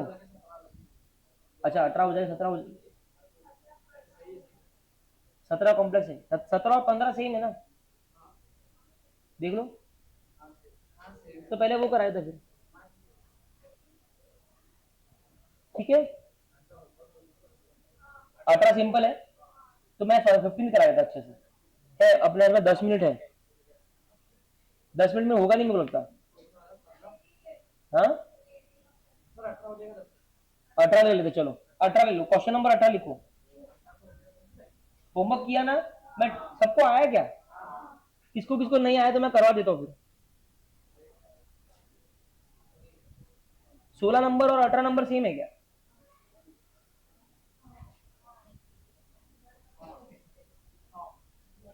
अठारह किस किसने नहीं किया, नहीं किया, आज करेंगे, और बाकी सबने किया नहीं किया. लास्ट वाला पॉइंट, हाँ ऐसा पूछो ना मेरे को, आपने किया ही नहीं किया. ठीक है. चलो मैं एक बार ओरल डिस्कस कर लूँ क्या, फिर घर पे कर लेना जिसने नहीं किया. हाँ चल ध्यान देने सुनिए. क्वेश्चन नंबर 18, ये भी एक बहुत रेलेवेंट क्वेश्चन है एग्जाम में आने के लिए इन अकॉर्डेंस विद साइज। ठीक है, देखो एक आपको दिया बैलेंस शीट दीप लिमिटेड की, तुमने किया क्या प्रेम 18 आया? हाँ ठीक है ना। तो 31 मार्च 2020, 31 मार्च 2020 को तुमको बैलेंस शीट का एक एक्सट्रैक्ट दिया हुआ है कि डेफर्ड टैक्स लाइबिलिटी तुम्हारी बैलेंस शीट में जो अटकी हुई है वो कितनी है 28 लाख, और डेफर्ड टैक्स एसेट तुम्हारी लाइबिलिटी में जो अटके हुए हैं वो कितने हैं 14 लाख। ये बैलेंस है, ठीक है, ओके। अब देखो ये बैलेंस था 31 मार्च 20 पे था, और हमारा साल कौन सा है 20 और 21, मतलब मैं बोलूं 1 अप्रैल 2020 से लेके 31 मार्च 2021 तक, मतलब मैं बोल दूं ये ओपनिंग बैलेंसेस है क्योंकि ये 31 मार्च 20 को दिए गए। चलो ठीक, समझ में आ रही है इसकी बात, ठीक है। अब देखो डेप्रिसिएशन दिया हुआ है तुमको बुक्स के हिसाब से 70 लैक्स, लेकिन टैक्स के हिसाब से 42 लैक्स, ठीक है। मतलब सिंपल है अपना, मतलब टैक्स में डेप्रिसिएशन कम है, टैक्स में डेप्रिसिएशन कम है तो हमें रिवर्सल का इंडिकेशन आता है, याद होगा तो मैंने बताया ना डेप्रिसिएशन टैक्स में अगर कम है तो हर बार रिवर्सल का इंडिकेशन रहेगा। तो कभी भी लाइफ में नियम बना लो अपने नोट्स में, देखो मैं बता रहा आपके AS22 के नोट्स ही आपकी हथियार है। आज की मेरी पूरी कहानी अच्छे से लिख देना घर पे जाके, कभी भी डेप्रिसिएशन दिखा बुक्स का और टैक्सेबल का, सबसे पहले देखने का कि इनकम टैक्स का डेप्रिसिएशन कम है या ज्यादा है। कम है तो रिवर्सल का चक्कर है, ज्यादा है तो फिर तुम्हारा भजन गाना, ठीक है। यहाँ पे कम है 70 लाख बुक्स का है, लेकिन टैक्स का कितना है 42 लाख, तो रिवर्सल होगा। ये हो गया रिवर्सल ऑफ DTL, DTL ना मैडम ए क्यू स्टार्टिंग में, अच्छा रिवर्सल ऑफ DTL, ठीक है। उसके बाद में एक्सपेंसेस डिसअलाउड इन 1920, मतलब ये साल में डिसअलाउ हो गए थे, ऐसा पॉइंट अपन ने ऊपर में देखा है, लेकिन अभी अलाउ हुए हैं, है ना, मतलब फिर से रिवर्सल। मतलब हमारा 1920 में DTA क्रिएट हुआ होगा क्योंकि वो टाइम पे खर्चा नहीं मिला था, खर्चा नहीं मिला मतलब वो टाइम पे टैक्स ज्यादा भरा था, DTA क्रिएट किया। समझ में आ रहा है कार्तिक?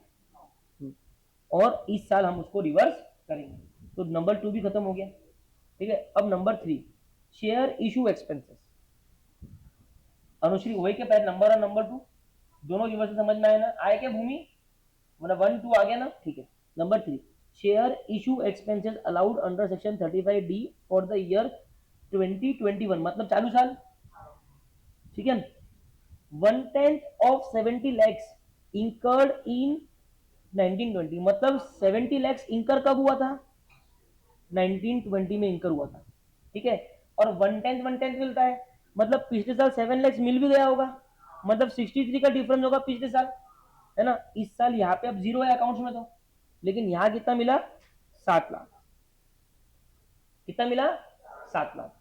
फिर से वही बात, समझ रहा, रिवर्सल की दुनिया चालू हो गई है। स्टार्टिंग साल में जब 19-20 में 70 लाख का अपने को डिडक्शन पूरा, 70 लाख का पूरा अकाउंटिंग में अपने को खर्चा मिला, लेकिन टैक्स में कितना मिला 7 लाख, डिफरेंस कितना आया 63, मतलब ईयर 1 में, मतलब 1920 में हमें टैक्स में खर्चा कम मिला, मतलब टैक्स का प्रॉफिट ज्यादा था, मतलब टैक्स ज्यादा हुआ, मतलब DTA बना होगा, वो बैलेंस शीट में जाके फंस गया होगा, बराबर है।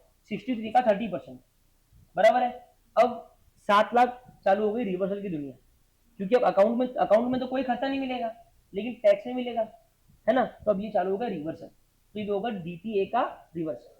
अब 10 साल तक Anushree reversal of DTA, reversal of DTA, reversal of DTA पूरा टेबल बनाना, और आपका पूरा नलीफाई होकर जीरो हो जाए। समझ में हो गया? अब मैंने यहाँ पे कैसे पहचाना कि रिवर्सल है, क्योंकि क्वेश्चन में लिखा था कि 1920 में क्रिएट हुआ था, तो 1920 में ओरिजिनल DTA या DTL क्रिएट होकर बैलेंस शीट में फंस चुका है। अब जिस कारण से वो फंसा था वो धीरे धीरे धीरे धीरे गुत्थी सुलझती जाएगी, सुलझती जाएगी, सुलझती जाएगी, और एक दिन रिवर्स हो के वो पूरा जीरो हो जाएगा। समझ में आई के बाद? ठीक है, पक्का समझ में आया सबको? पहले लास्ट वाला समझाता हूं, ठीक है। नंबर 4 ये है ना, आप एक बना लेना होमवर्क, कल मैं देखूंगा अगर एक ने भी नहीं बनाया तो कल स्ट्रिंजेंट पनिशमेंट रहेगी, जो होमवर्क दिए वो तो है ही है, ठीक है। ये 3 नंबर का मैं पूरा की पूरा लाइफ साइकिल चाहता हूँ, राइट फ्रॉम 2019-20 पूरा मेरा टेबल बनाओ, और 1920 से 10 साल मेरे को पूरा लाइफ साइकिल बताओ कि कितना कितना कैसे कैसे रिवर्सल होगा, मेरे को पूरा टेबल सर्कल देखना है सबका। पॉइंट नंबर 3 पे समझ में आया सृष्टि? ठीक है। अभी point number 4, repairs to plant and machinery. सुनना प्लीज, पढ़ो ना एक बार, पढ़ सृष्टि पढ़।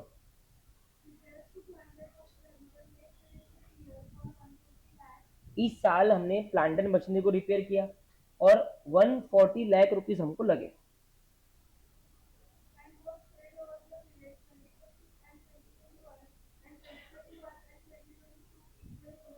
करेक्ट है। और बुक्स में उन्होंने क्या बोला कि हम 2021, हमारा चालू साल कौन सा है? 2021। तो हमने उन्होंने क्या बोला, बुक्स में हम लोग क्या करते हैं 140 को 2 पार्ट में डिवाइड करते हैं। 70 हम 2021 में रिकॉर्ड करेंगे, 70 हम अगले साल रिकॉर्ड करेंगे। मतलब हम अगर हमारा टेबल बनाएंगे तो अकाउंट्स में हम लोग 70 लाख लिखेंगे, बराबर है। आगे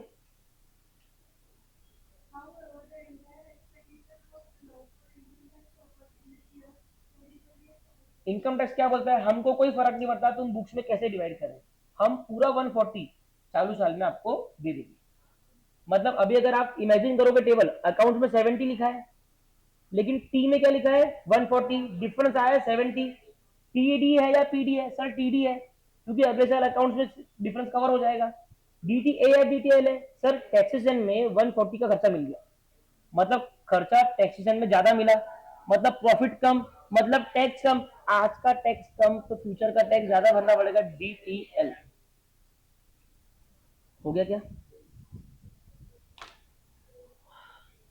क्लियर है? तुमको मैंने होमवर्क दे दिया है, राइट?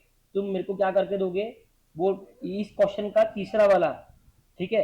पूरा होमवर्क तो करना ही है, लेकिन उससे ज्यादा इंपॉर्टेंट है ये लाइफ साइकिल। एक बार का होमवर्क नहीं किया मैं अलाउ कर दूंगा, लेकिन लाइफ साइकिल कोई मिस करके आया तो ऐसी पनिशमेंट रहेगी जो पूरे क्लास में कभी नहीं मिली। ये 3 नंबर की लाइफ साइकिल तुम कितने होशियार क्यों ना हो, मेरे को प्रॉपरली बना के चाहिए कि कैसे कैसे उसका रिवर्सल होने वाला है। Am I clear to you? कल हम क्लास शुरू होने के बाद में 1% भी रिवीजन नहीं करेंगे, मैं साफ साफ बोल रहा हूँ। आज रिवाइज करके आना, पूरे नोट्स लिख के आना, जो जो मैंने कहानियां बोली है सब लिख के आना अनुश्री, बाद में याद आएगा नहीं याशवी, ठीक है।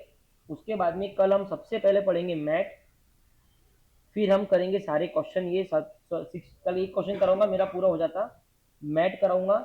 उसके बाद में कैरी फॉरवर्ड लॉसेस का एक क्वेश्चन है वो कराऊंगा। उसके बाद में मैं आऊंगा आपके जंबो पे, ठीक है। और लास्ट में टैक्स हार्वेस्टिंग। कल की क्लास शार्प 6:45 स्टार्ट करने की इच्छा है, 6:45 का टारगेट लेंगे तो 6:50 6:55 तक क्लास को चालू कर देंगे, ठीक है। तो कल सब लोग 5 मिनट जल्दी आना। Thank you.